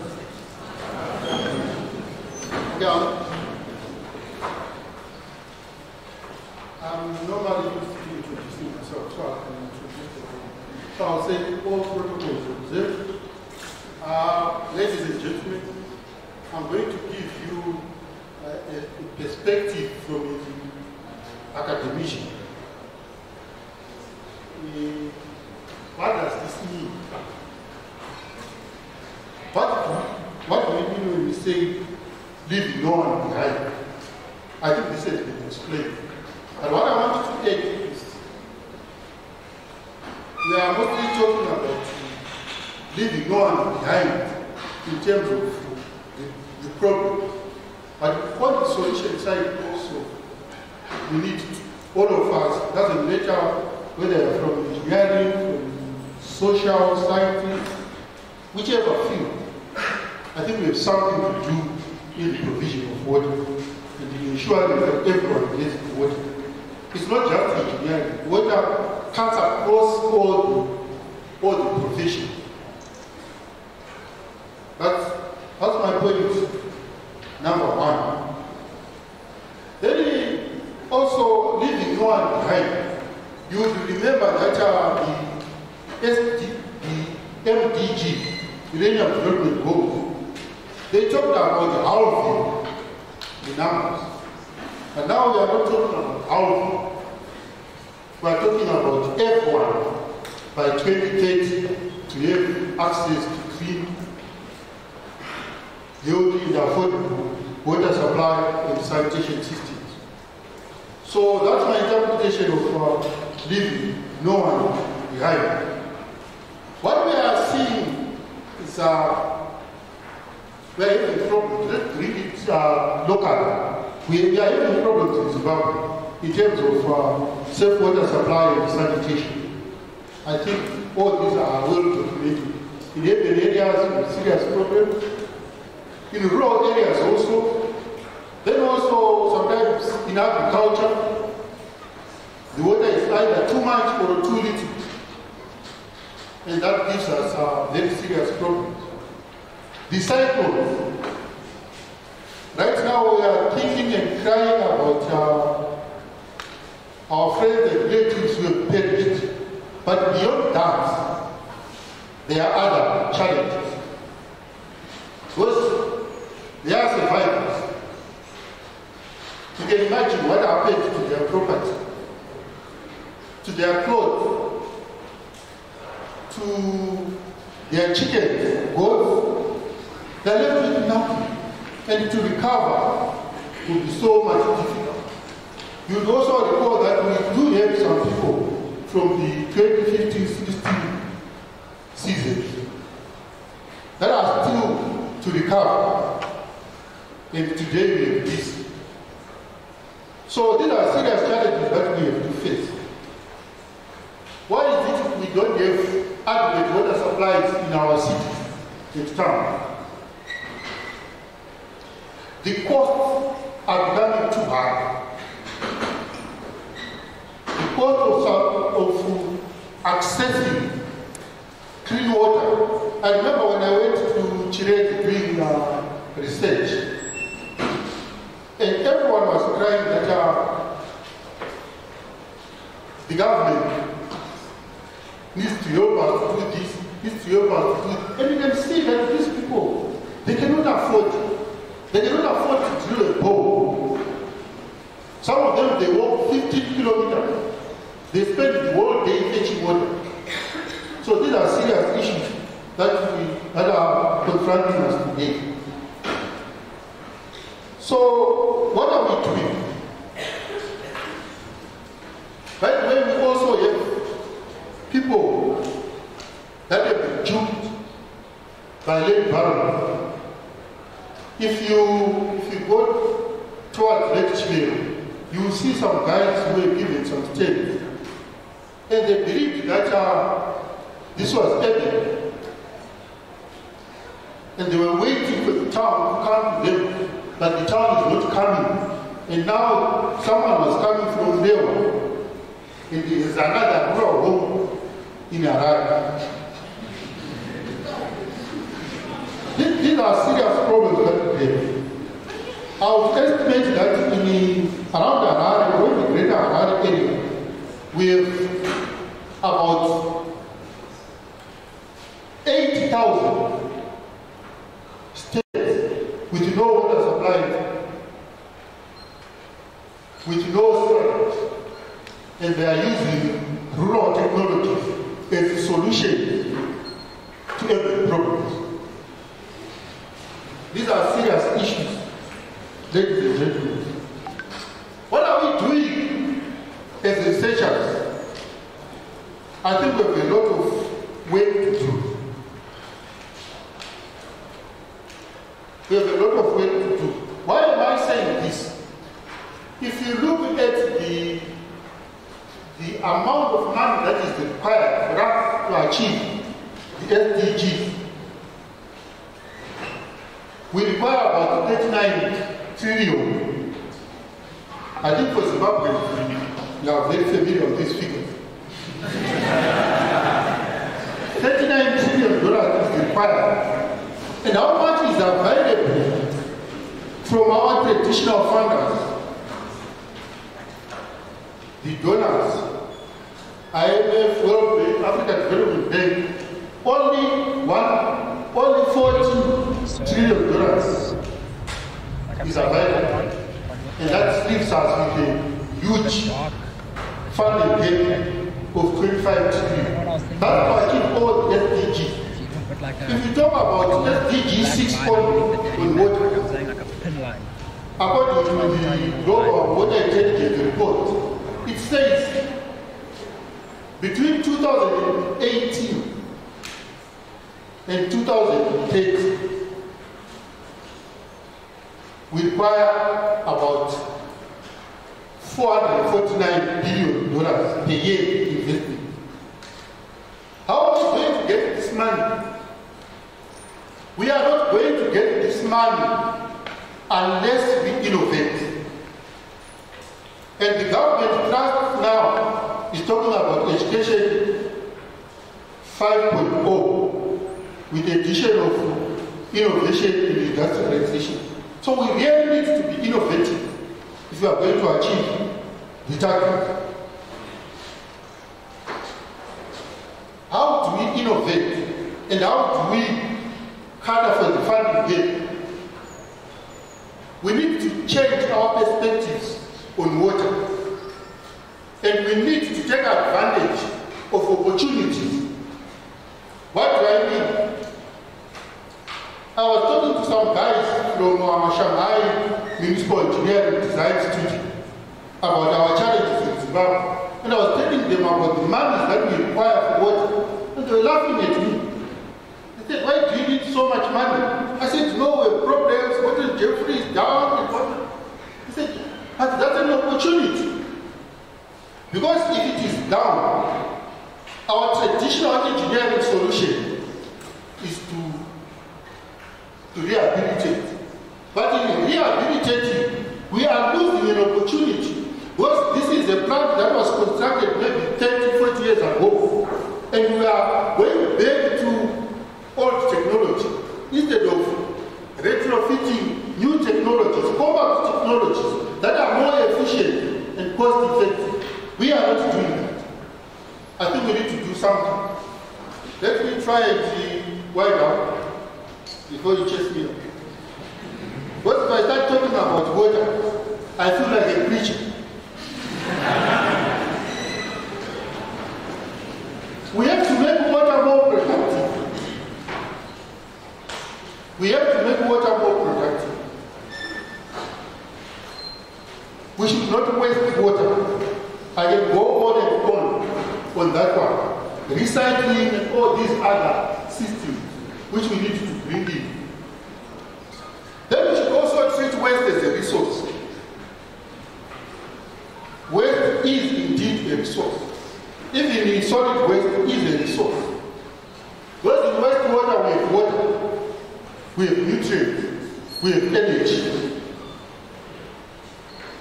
If you start talking about that, then it becomes attractive to business. Because the funding game is only going to be filled up by the private sector. And the private sector, if they are going to come in, they have to see dollars and cents. So we need to do something. We also need an integrative approach. We are piloting in Zimbabwe a philosophy called integrated urban water management in Harare. That's an integrative approach where we say it is not only engineers, but other people that have got a stake in water, even urban water. We have a lot of urban agriculture going on.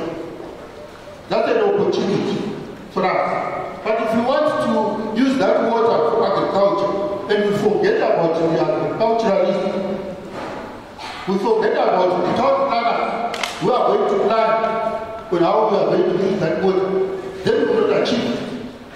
So that's the integrative approach that I'm talking about. That looks good, man. I think let's remove that line under the daddy back. Then in terms of dissemination, I think we need to do something. We need to empower people with knowledge. See that circle, that semicircle? Look at what happened in the cycle. The M. If you empower people with knowledge, When you separate like, then they can protect themselves. say like But if they don't know, and you are telling them of something that they don't see, it becomes very difficult. So we need to include the local leadership, the chiefs, all those people. Do they understand when we are talking about this issue? Let me stop here, ladies and gentlemen. Thank you very much.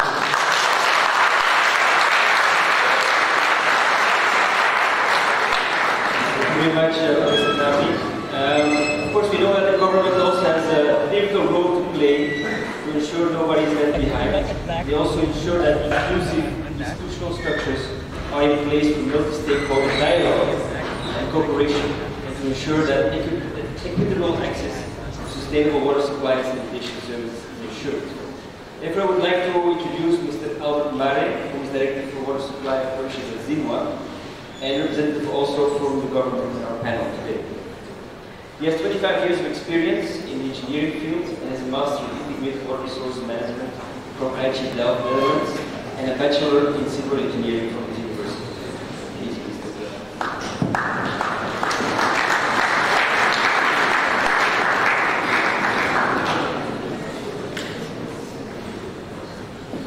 Thank you very much. Thank you, Professor Gijzen, for the presentation. I'm happy to be at the University of Zimbabwe. More than 2 decades ago, I was part of the association here. We were called Hubert. It still exists. And I hope guys are still keeping the fire burning, isn't it? We are here to talk about leaving no one behind. I'm coming from the Zimbabwe National Water Authority. We are the government technical arm to guarantee water security to the people of Zimbabwe. We are guided by the Constitution. We are also guided by the Water Act and the Zimbabwe National Water Act. We are here a day before the World Water Day 2019, whose theme is leaving no one behind any time the nation is seized with a flood disaster. If you would get the statistics from the Civil Protection Department today, we are talking of hundreds of our people that have lost their lives. We are talking of hundreds that are missing. We are talking of hundreds that are injured. We are talking of hundreds that are still marooned as I speak now. We are talking of thousands that have been displaced. It's a sorry state, and we are part of that as a national water authority. This decade is about accelerating efforts towards addressing water-related challenges, which include limited access to safe water and sanitation, increasing pressure on water resources and ecosystems, and high risk of droughts and floods. The theme of the World Water Day 2019, leaving no one behind, implies that one should not be left without access to clean and safe drinking water and sanitation. This resonates well with what our learned lawyer said from the Constitution of Zimbabwe, Section 77. Every person has the right to safe, clean, and potable water. This is a huge task, a very, very huge task. Just to come closer home, if you look at the figures from the joint monitoring, the most recent joint monitoring program, WASH, our local figures, we are talking of just about 83% of the total population has access to an improved source of water. I say improved source of water, which means close to 20% have no access. If you come to the urban, we are talking of just about 95%. Going to the rural areas, just about 75%. And we are talking of improved source of water, which is a benchmark that doesn't even come closer to what the SDGs are talking about. We are talking of bringing water to the home state, safe water to the home state, to make it available when it's needed. The poor, the vulnerable, low-income communities are left behind because of affordability and limited access to infrastructure. This brings us to investment. It is therefore necessary that we look at the investment towards infrastructure development. This is very key, and it's a call to all stakeholders to participate and be part of leaving no one behind by contributing to the pool of funding infrastructure development towards water. Government has made significant strides with respect to dam development as we seek to ensure the availability of water for socio-economic development. I'll give you figures of our potential to to harness water in the country. We can store and harness 47.3 billion cubic meters of water in our reservoirs. Only 22% has been developed. That is about 10.5 billion has been developed. However, as we speak now, for this year, we are working as the National Water Authority, as government, we are working on 8 major dams as a way of closing this gap. We are looking at dams like Gijzen, we are looking at Maronganyati, Causeway Dam, Chivu Dam, Sema Dam, Bindura Dam, Tulimanyane Dam, and Nandi Dam. The dams which have been developed are unevenly distributed. That is that 22%. It's unevenly distributed and are mainly located along the central watershed of the country, leaving gaps in water accessibility to most rural communities. These current efforts therefore seek to bring equity in the manner in which our water resources are developed and distributed. In order to address this gap, as well as improve, as a way of improving water security in the country, government has come up with what is called the National Water Harvesting Program. This is a way of enhancing water security for the rural communities and also food security through irrigation. The National Water Harvesting Program started in 2018. So far we are talking of drilling boreholes in rural communities. So far we are talking of more than 300 boreholes that have been drilled through Zinwa, through DPF, through other development partners.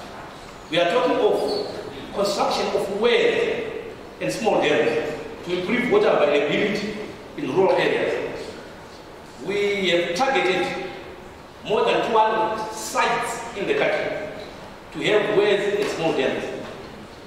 So far as we speak, since 2018, we have completed 48 dams, 48 small dams plus wells, and about 158 dams are at different stages of construction. We are also talking of rehabilitation of dams that were destroyed by the floods that we spoke about, the Elins and that. We have worked and rehabilitated more than 40 dams as we speak now since last year. We are also looking at promoting rooftop and rope outcrop rainwater harvesting in all schools, in all institutions such as clinics, prisons, and even households, to enhance potable water access at institutional and household levels. We have made models of rooftop systems all over the country, close to 50 of those, so that we can replicate at other institutions. We are also working on connecting communities that are along major pipelines. We are talking of the Mchabezi pipeline that takes water from the Mchabezi Dam to the city of Bulawayo. We are connecting households along the pipeline. We have a corridor that will communities that will access water. We are also working on the pipeline that supplies water to the city of Mutare. They call it the Pungwe pipeline, that takes water from the Pungwe port to the Mutare city. And those communities are accessing water as we speak. I would like to look at the major challenge that we have. We have the brains. We have identified the people that are vulnerable. We have identified the solutions, but what we don't have is funding. Our answer is funding, and I'm saying the challenges in universal access to water can be addressed if resources are equitably distributed to cover the needs of all water users. In the face of scarcity of water resources, in the face of scarcity of financial resources, we should adopt the principle of some for all and not all for some. I thank you.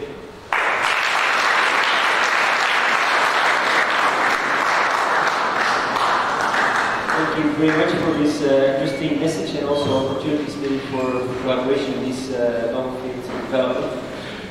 Also, of course, the social and cultural factors driving exclusion and discrimination need to be taken into account when endeavoring to fulfill human rights to safe drinking water and sanitation, as well as to implement Sustainable Development Goals 6 on water and sanitation. To elaborate on these issues, I would like to introduce our next panelist, Mr. Hubert, who is a water, human rights and social justice activist at Community Water Alliance, a social movement in Zimbabwe that does advocacy work on water, environment, and climate issues. His interest is focused on human rights-based approach to development in the water sector and is rooted also in the desire to strengthen the capacities of community leaders on water delivery.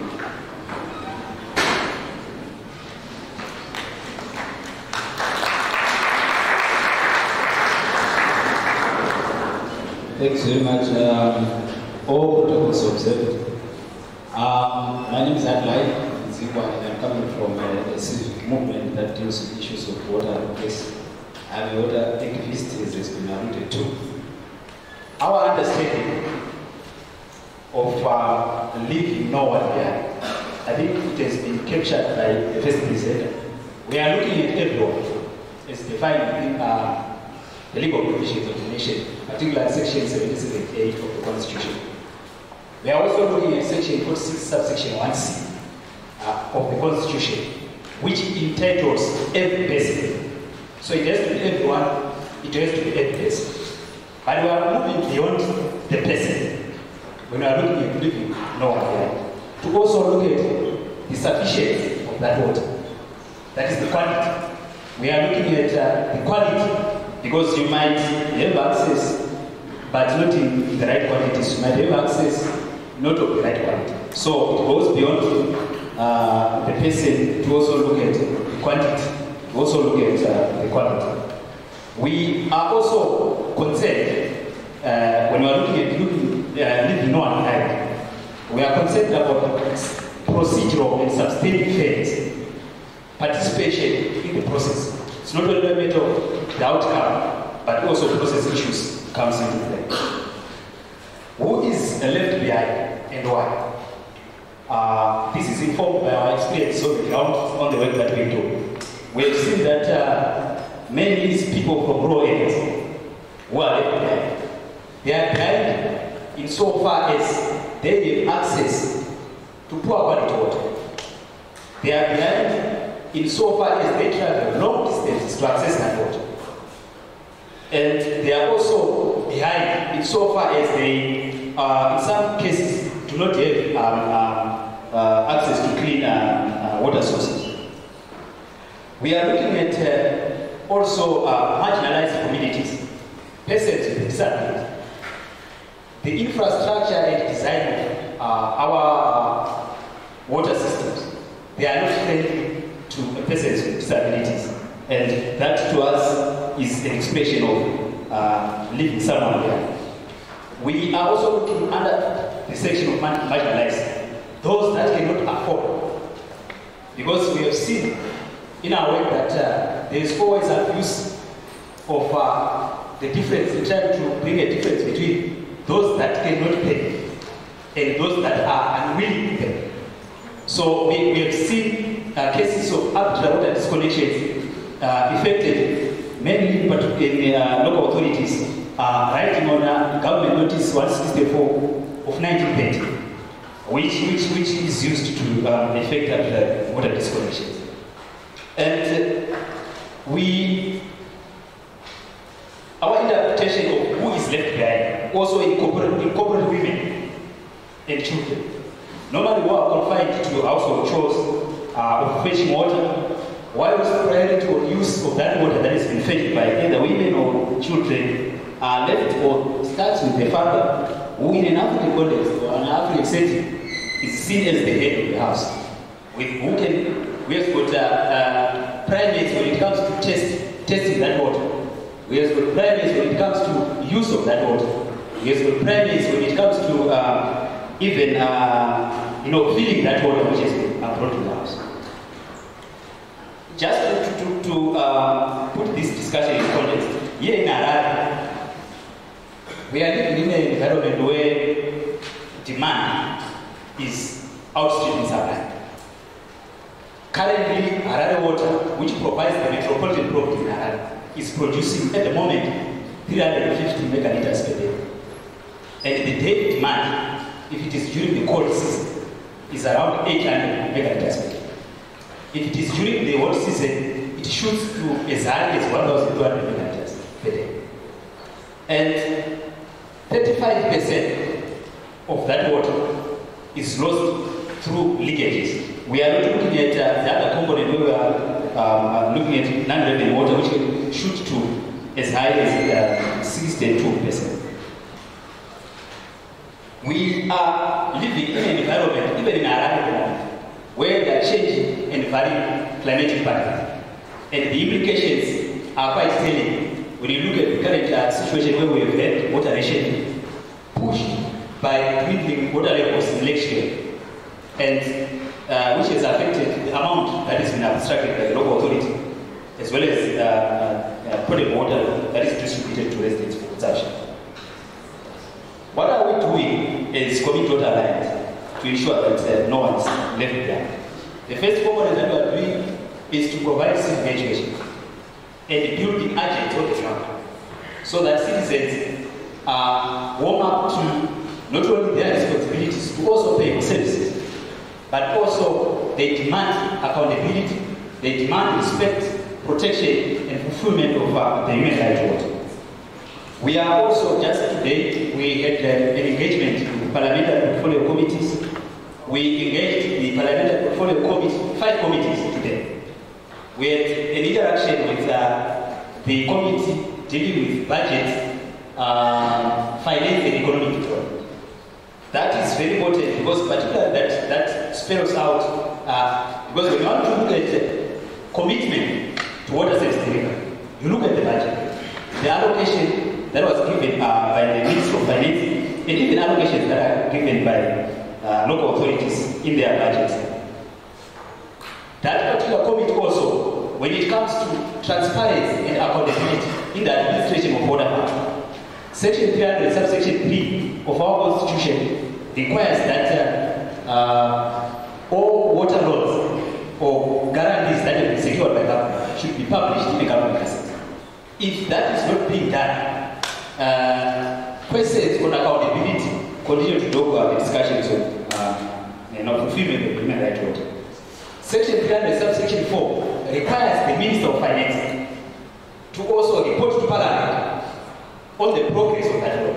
If we don't involve ourselves on performance of the budget during the year, our dream on realizing human rights water will not materialize.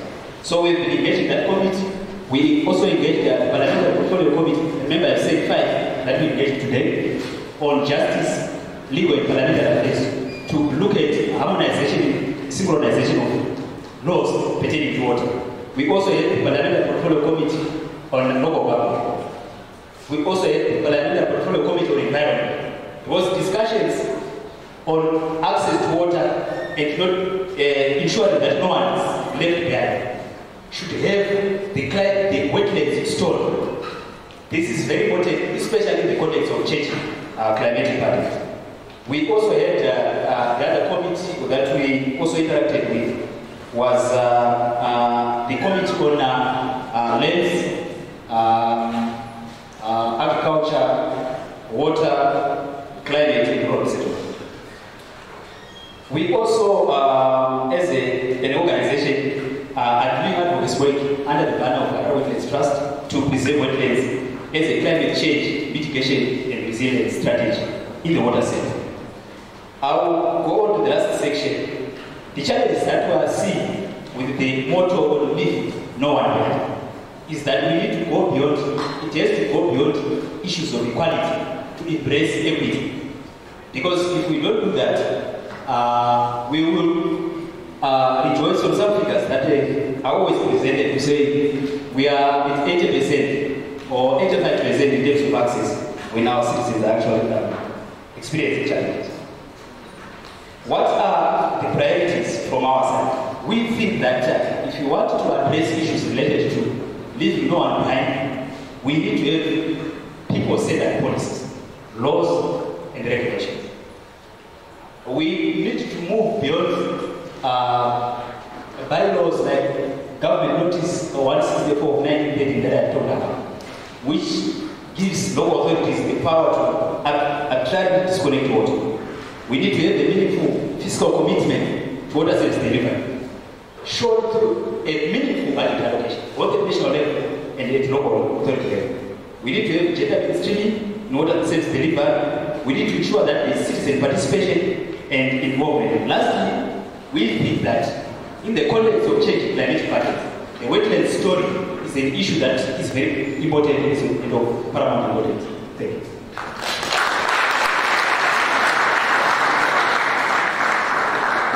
Thank you very much. We also know that global water demand is expected to increase 30% above the current level, knowing already that we're under stress, as about 4 billion people already experience severe water scarcity during at least 1 month a year. And we expect also that stress levels will continue to increase as the effects of climate change intensify. As a response, our capacities to deal with our water challenges need to be drastically strengthened. Therefore, our next speaker is actively promoting capacity building on water resource management in the region through international cooperation. Mr. Jean-Marie Onemi is the head of the WaterNet program, which has been mentioned several times today, which is a regional network of 71 university departments and research and training institutes specialized in water. He oversees the function of the network to build regional, institutional, and human capacity in integrated water resource management through training, education, research, and outreach.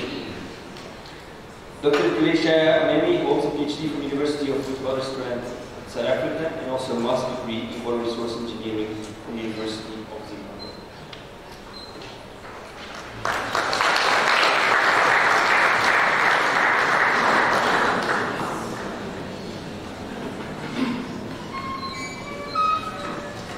Thank you, Mr. Facilitator. I'm the last panelist, I guess.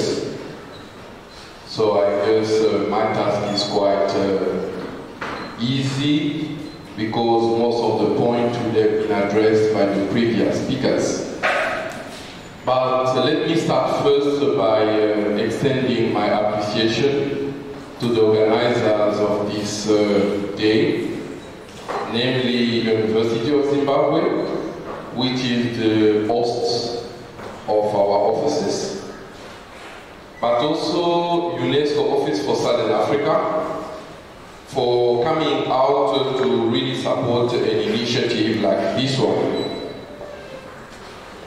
As I was introduced, I come from a regional institution which mandate is about capacity building in water resources management. And before I join my words to the current discussions, I would like to draw the attention of this audience to the peculiarity that is linked to the SADC region and Zimbabwe in particular. While we are talking about Idai cyclone right now, I would like to remind this audience that from a SADC perspective, this year was declared to be a drought year due to the El Niño phenomena that was anticipated. And you'd agree with me that a few weeks before the cyclone, we were in fact experiencing some drought. So in fact, what is peculiar to the SADC region and to Zimbabwe is that within the same year, you can experience two extremes, which are floods occurring in one part of the country and droughts occurring in the other part of the country. So our solutions, if we want to get everybody on board, is really to make sure that we customize them, and the only way we can go about it is building the appropriate capacity at the appropriate level.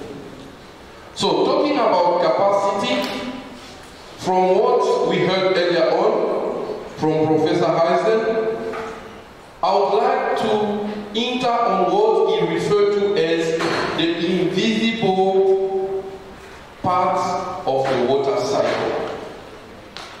And that invisible part of the water cycle, I refer to it as a human-centered approach to the solutions.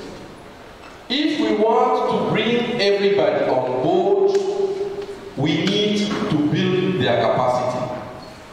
And for me, we can come with all kinds of slogans unless we see the livelihood of the people on the ground improved as a result of our intervention, then we have made a difference. Otherwise, we would have a lot of nice rhetoric without actually change on the ground. And the areas where capacity is required is accountability. For change to occur, we need to be able to account from the lowest level up to the highest level. We have leadership. While UN comes in with a lot of nice and ambitious program like the Sustainable Development Goal, we need also leadership at each and every level to make sure that whatever global vision that we have are actually customized and contextualized to solve the problem at the local level. We have also capacity need in what we refer to as knowledge, and that's what WaterNet specializes in. You see, before I died, the SADC Center, the SADC Climate Center, sent already some information about the fact that a cyclone was coming. But then we still have thousands of people being affected. We are counting hundreds of people who are dead. Then the question is it about just producing information about a cyclone coming? Or it goes beyond just the production of nice maps of phenomena like what we are experiencing? Because what we are currently experiencing brought up the issue of resilient building community that is required. In the face of extreme that I alluded to, like your droughts and floods, we need more resilient community, and that resilience should be through some appropriate knowledge. Because usually, whatever we produce at regional level are so coarse that the farmer or the villager at the local level is unable, in fact, to understand that the cyclone that they are alluding to will actually wash away my house that is built 100 meters from the riverbed. So I think there is that need to make sure that we co-create solutions. We cannot bring in already well-packaged solution to the community on the ground. I think there is that strong sense of co-creation of water solution so that people own and understand better what we are talking about in order to make sure that no one is left behind. What that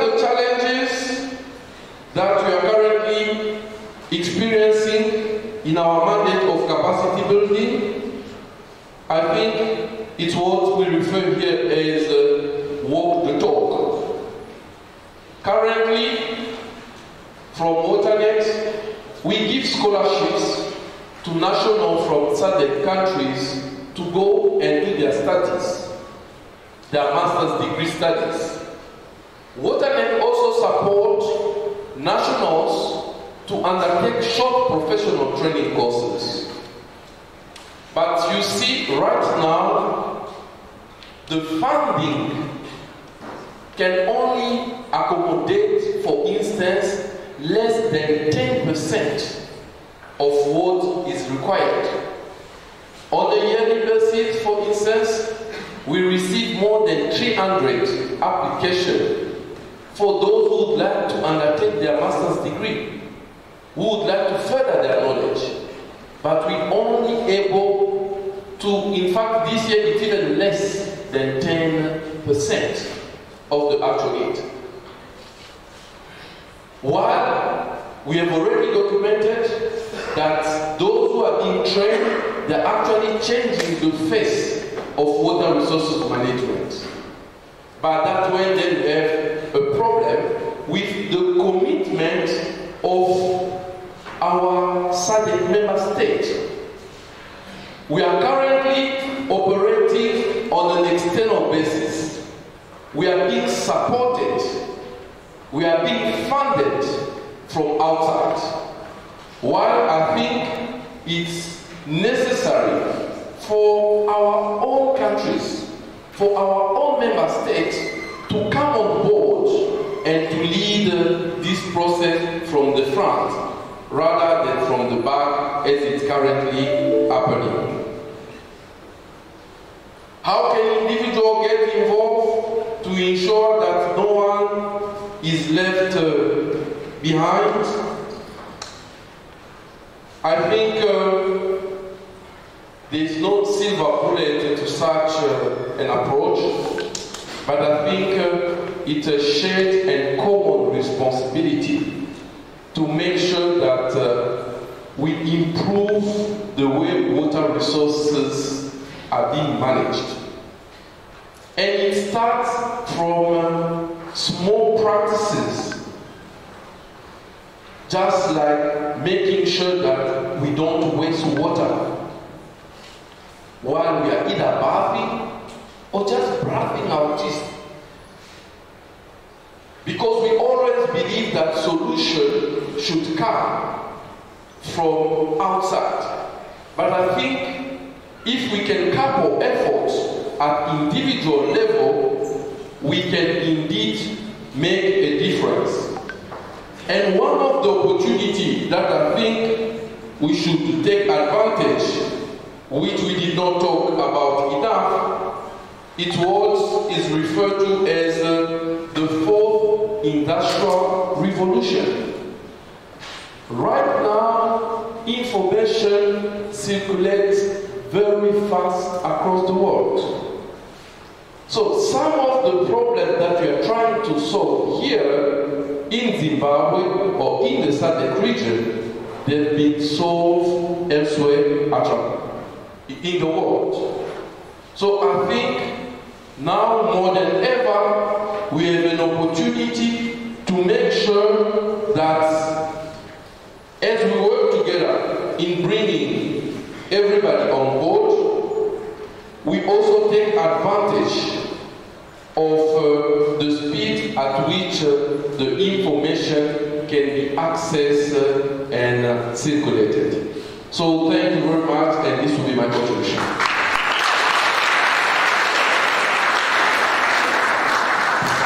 Thank you very much, Jean-Marie.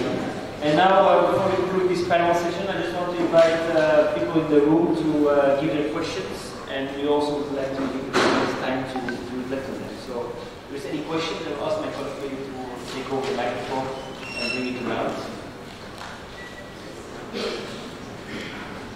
Any questions? All right.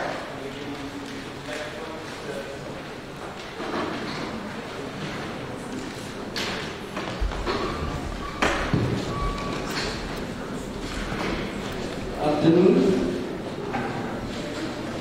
Mine is not a question as such, but just a very important comment with respect to the phrase "leaving no one behind." I think one of the issues that we really need to emphasize is the role and participation of institutions across sectors. There's something that I had, this is probably the 20th time I've emphasized this point, that, for example, it is argued that one of the greatest inventions of medical science is sanitation, and sanitation is related to water. But how many times, for example, when we are convening a meeting like this, do we think of inviting other participants from, say, the medical field, the finance? I think the problem actually starts with two things, in my view. This issue of saying the water sector, and also ourselves as people that work with water. I was talking yesterday to the person in the Ministry of Finance, and he says, if you organize a meeting, I would like to come and talk to people that are working with water about public infrastructure financing. What that meant to me was that we need to realize more and more that the agencies that are responsible for delivering water and leaving no one behind are not just those that we always call the traditional water sector institutions. And we need to ensure that we open up and break the barriers around this sectoralization of issues that are related to water, and make sure that we, in addition to leaving no one behind in terms of the poorest, most marginalized and accept, we also leave no institution behind. And then my last point is about political leadership. There is always political leadership when there is a disaster, when there is a cholera outbreak, when there is a flood, but that is emergency response. We need to find ways of ensuring that we've got political leadership for leaving no one behind, not only when we have disasters and emergency issues to attend to. That is the only way we can actually take communities beyond short-term. I think I've overemphasized my point.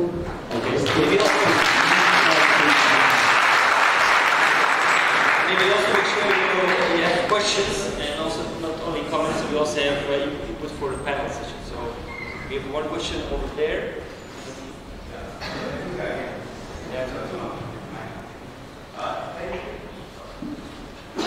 Thank you for the wonderful presentation. Mine in particular is going to the CEO of Zim, correct me if I'm wrong, said. So I want to know, you've emphasized that the issue of funding is something that is key, that is limiting operations. But I want to know, to what extent have you opened up the private sector to chip in so that you can address this? Then also, to what extent are you working with academics? So some of us were doing research, water purification techniques that are cheap compared to these traditional that you're using. But we haven't seen you come to us or help us with funding in order for us to realize these projects. Thank you.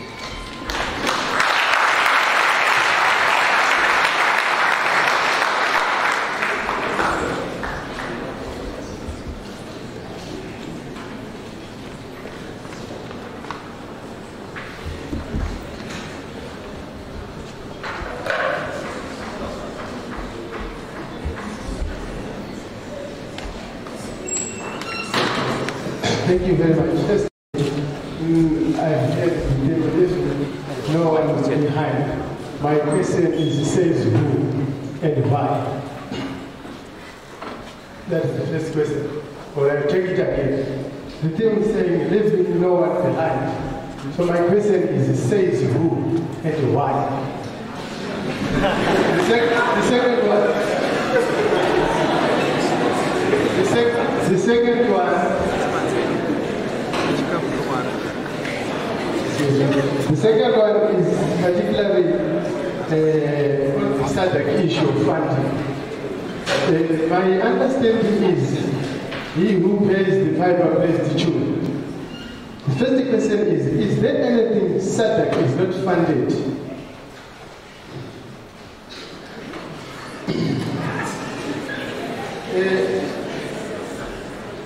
Is SADC an independent entity? Is SADC sovereign? Or is just but a smokescreen that Southern Africa has a body? Thank you.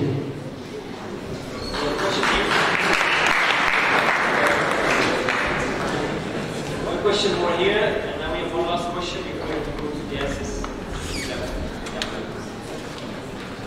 Thank you. First of all, I'd like to say I really enjoyed the session.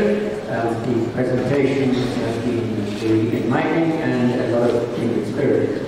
The first question, I'd like two questions, if I may. The first question is, I was asked to review the Zimbabwe national policy, which was a United Nations initiative with World Bank assistance, and it was published in 2009, and I think it is terrible. There are two fundamental flaws. The concepts are all good. The two fundamental flaws is it has been corrupted. Looking for a gravy train for Zimbabwe. Why the heck a water policy should be interested in whether or not Zimbabwe's got a gravy train is beyond me. The second thing was they said they would reduce the water quality, and there's no specification on the standard to which they would go, and Zimbabwe Standard Association is not even listed in stakeholders. So I really think you need to have a look at that one and make it better. The second one is talked about research in water and the issue of agricultural use and the amount of water used for growing food. Transpiration, about, I think it's 8% of the water used by plants is lost through transpiration and guttation. That means that 92% of it is lost to the atmosphere. Water vapor is the biggest greenhouse gas by far. Is anyone researching transpiration harvesting? That's it. Thank you. Okay. One question before we go to the answers, and we have to close the session because of time.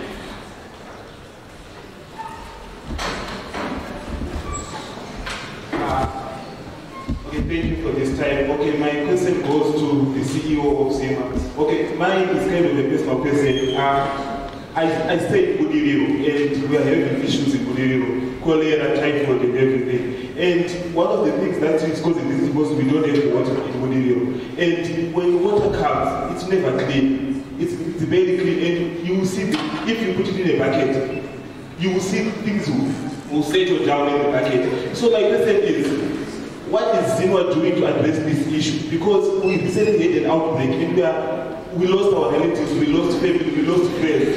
So I'm trying to understand what Zima is doing, to make sure that the water that we get is safe, and we won't continue losing lives over things that we can avoid. And if there, at least if you have any information on how we as the residents what we can do to ensure that we get safe water in our end, please do give me that advice, and I will try to spend it.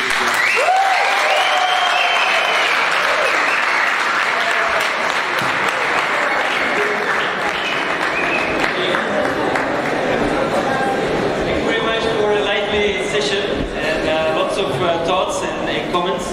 I would like to give the opportunity to the panel to respond to them. We had like 5 different questions and comments, so I'm not going to go over them one by one, but I would like to give the opportunity to the panel to react, as they will pick the questions they can answer most. So I just invite the panel. There were several going to the CEO of Zima, so I would like to maybe give him the opportunity first. Thank you very much. The questions were addressed to the acting CEO of Zima. I will attempt to answer a few, and I will give room to the acting CEO of Zino to chip in. He's here representing the minister.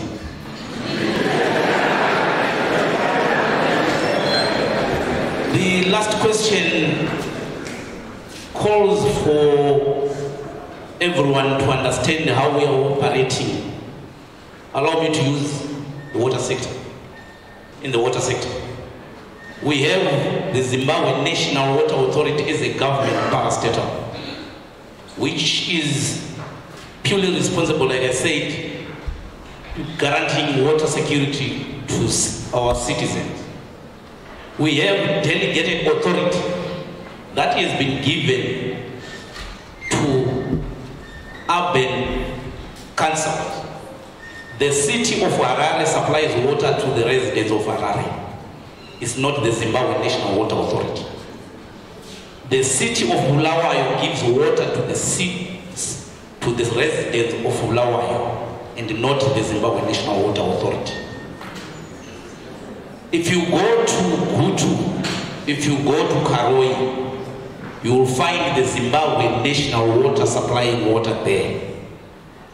If a sender is grown enough and has the capacity to supply its residents with water, the government delegates authority to that sender to deliver water to your doorsteps. Let me come back and say the Zimbabwe National Water Authority has an oversight role in all that happens in the water sector in terms of water delivery. You will discover that when we have problems or if the city is failing, you find Zinwa is by the side to make sure that they deliver. I think we are here as the National Water Authority to superintend what happens in urban authorities. Like one of our presenters gave figures of the capacity of Harare's water supply. I wouldn't want to speak on their behalf, but the capacity of their plant does not meet the current demand. That calls for some water management in terms of distribution.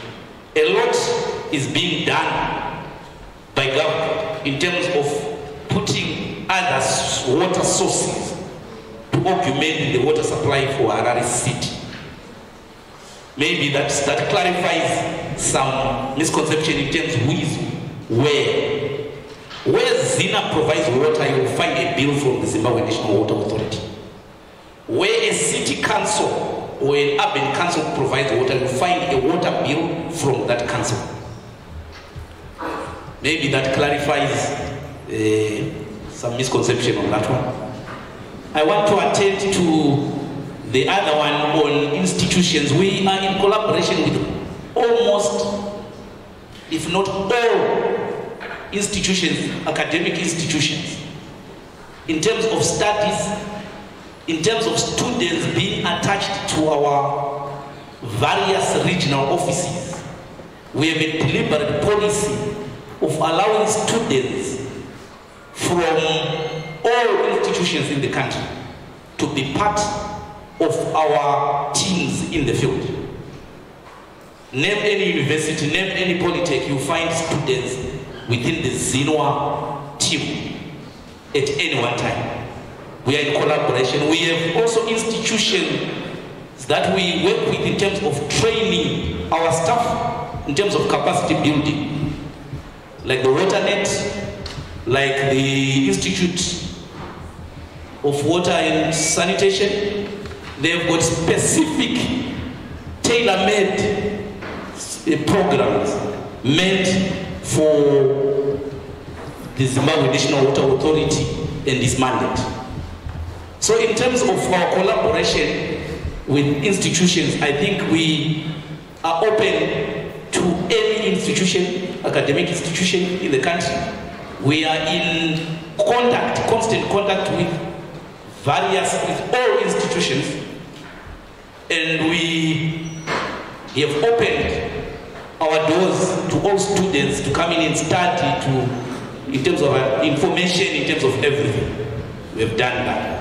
And also maybe in terms of infrastructure development, we have opened to the public. We have done a lot of consultation in terms of projects that we have showcased on conferences, on the internet, on almost every water forum. Infrastructure development, where we will have the private sector come in and all other partners come in and develop the infrastructure for our citizens. I will rest my case for now. Thank you very much. I also will give the opportunity to the panelists to respond to the questions. Maybe try to be concise in the sense that we want to finish before 6. Thanks very much. I think from my side, there was no question that particularly concerned was pointing at me, but I'll just try to look at, to just give a comment on the national water policy that I was talking about. I think the recent one is the March 2018, not the 2009. From my side, we also do have some issues with the national water policy. I'll give you just one example. Because in the national water policy, they now have what they call water service providers and water service authorizers. And they have streamlined to say local authorities will be water service authorizers. That means they give authority to either a private company, Zinwa, or they can be themselves that can provide water. We have got a problem when it comes to affordability for water services with such a framework. And you know, when we are now trying to talk about issues related to privatization, there are a lot of issues that comes to play.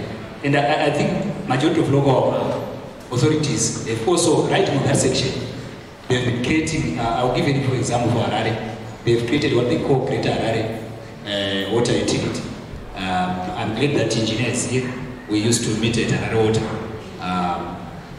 Those are some of the components and concerns that we have as residents, because they have got implications on affordability of water services. And that's a question that that's an issue that we are concerned about. So I think that's my comment.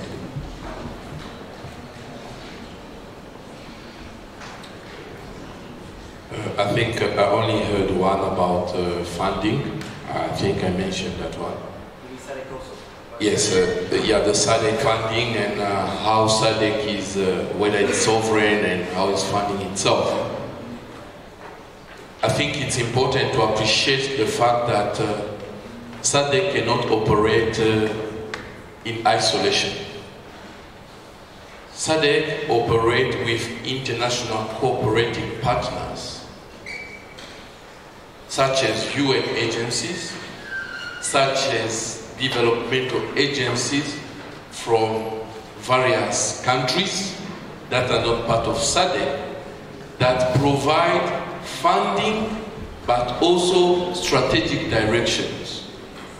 But you see, the way you said it, if you want to own the process, you need to foot the bill. While we appreciate the effort and the support that we are receiving from the international cooperating partners to advance the SADC agenda, it's important that SADC member states take the lead from the front. They should show the way in contributing in key aspects like capacity building that has been traditionally being supported from outside. And for me, that's the strong message. We need to have our government leading the efforts financially on capacity building in the water resource sector. Thank you.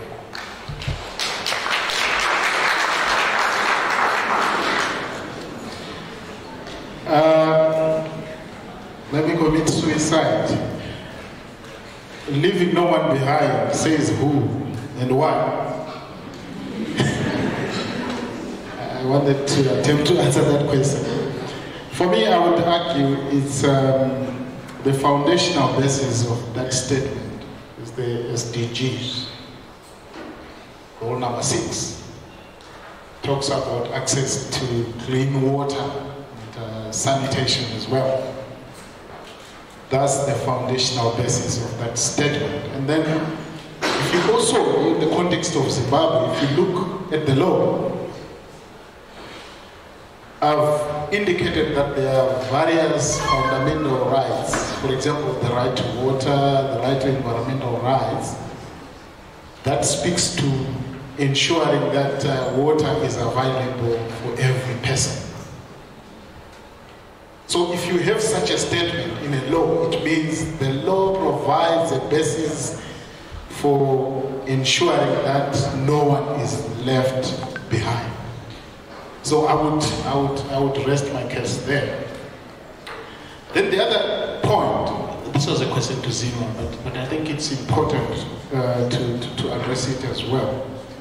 In terms of quality of water, water quality monitoring, water pollution, environmental management principles, and that kind of thing. I think most of those things are now being addressed by the Environmental Management Agency. You would agree with me, Deputy Chief Executive Officer. So, the Water Act, Section 57, I think it was Section 57 in the Water Act, was truncated from that act into, and then deposited into the Environmental Management Act. So you find that water quality management is now the main responsibility of the Environmental Management Agency. So I wanted to respond to those two aspects.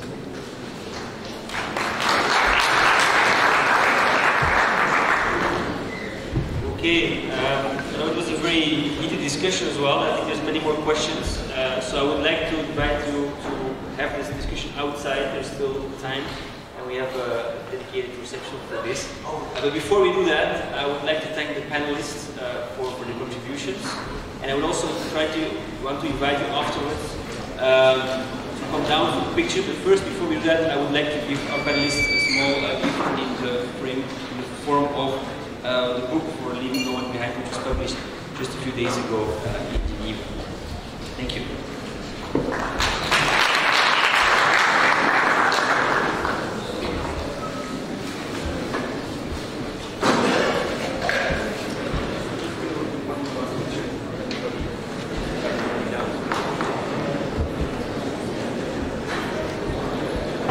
So the reception room will be on that side, but before we do that, I would like to invite you down so we can have one picture of the whole group together, and then we would move out for the reception.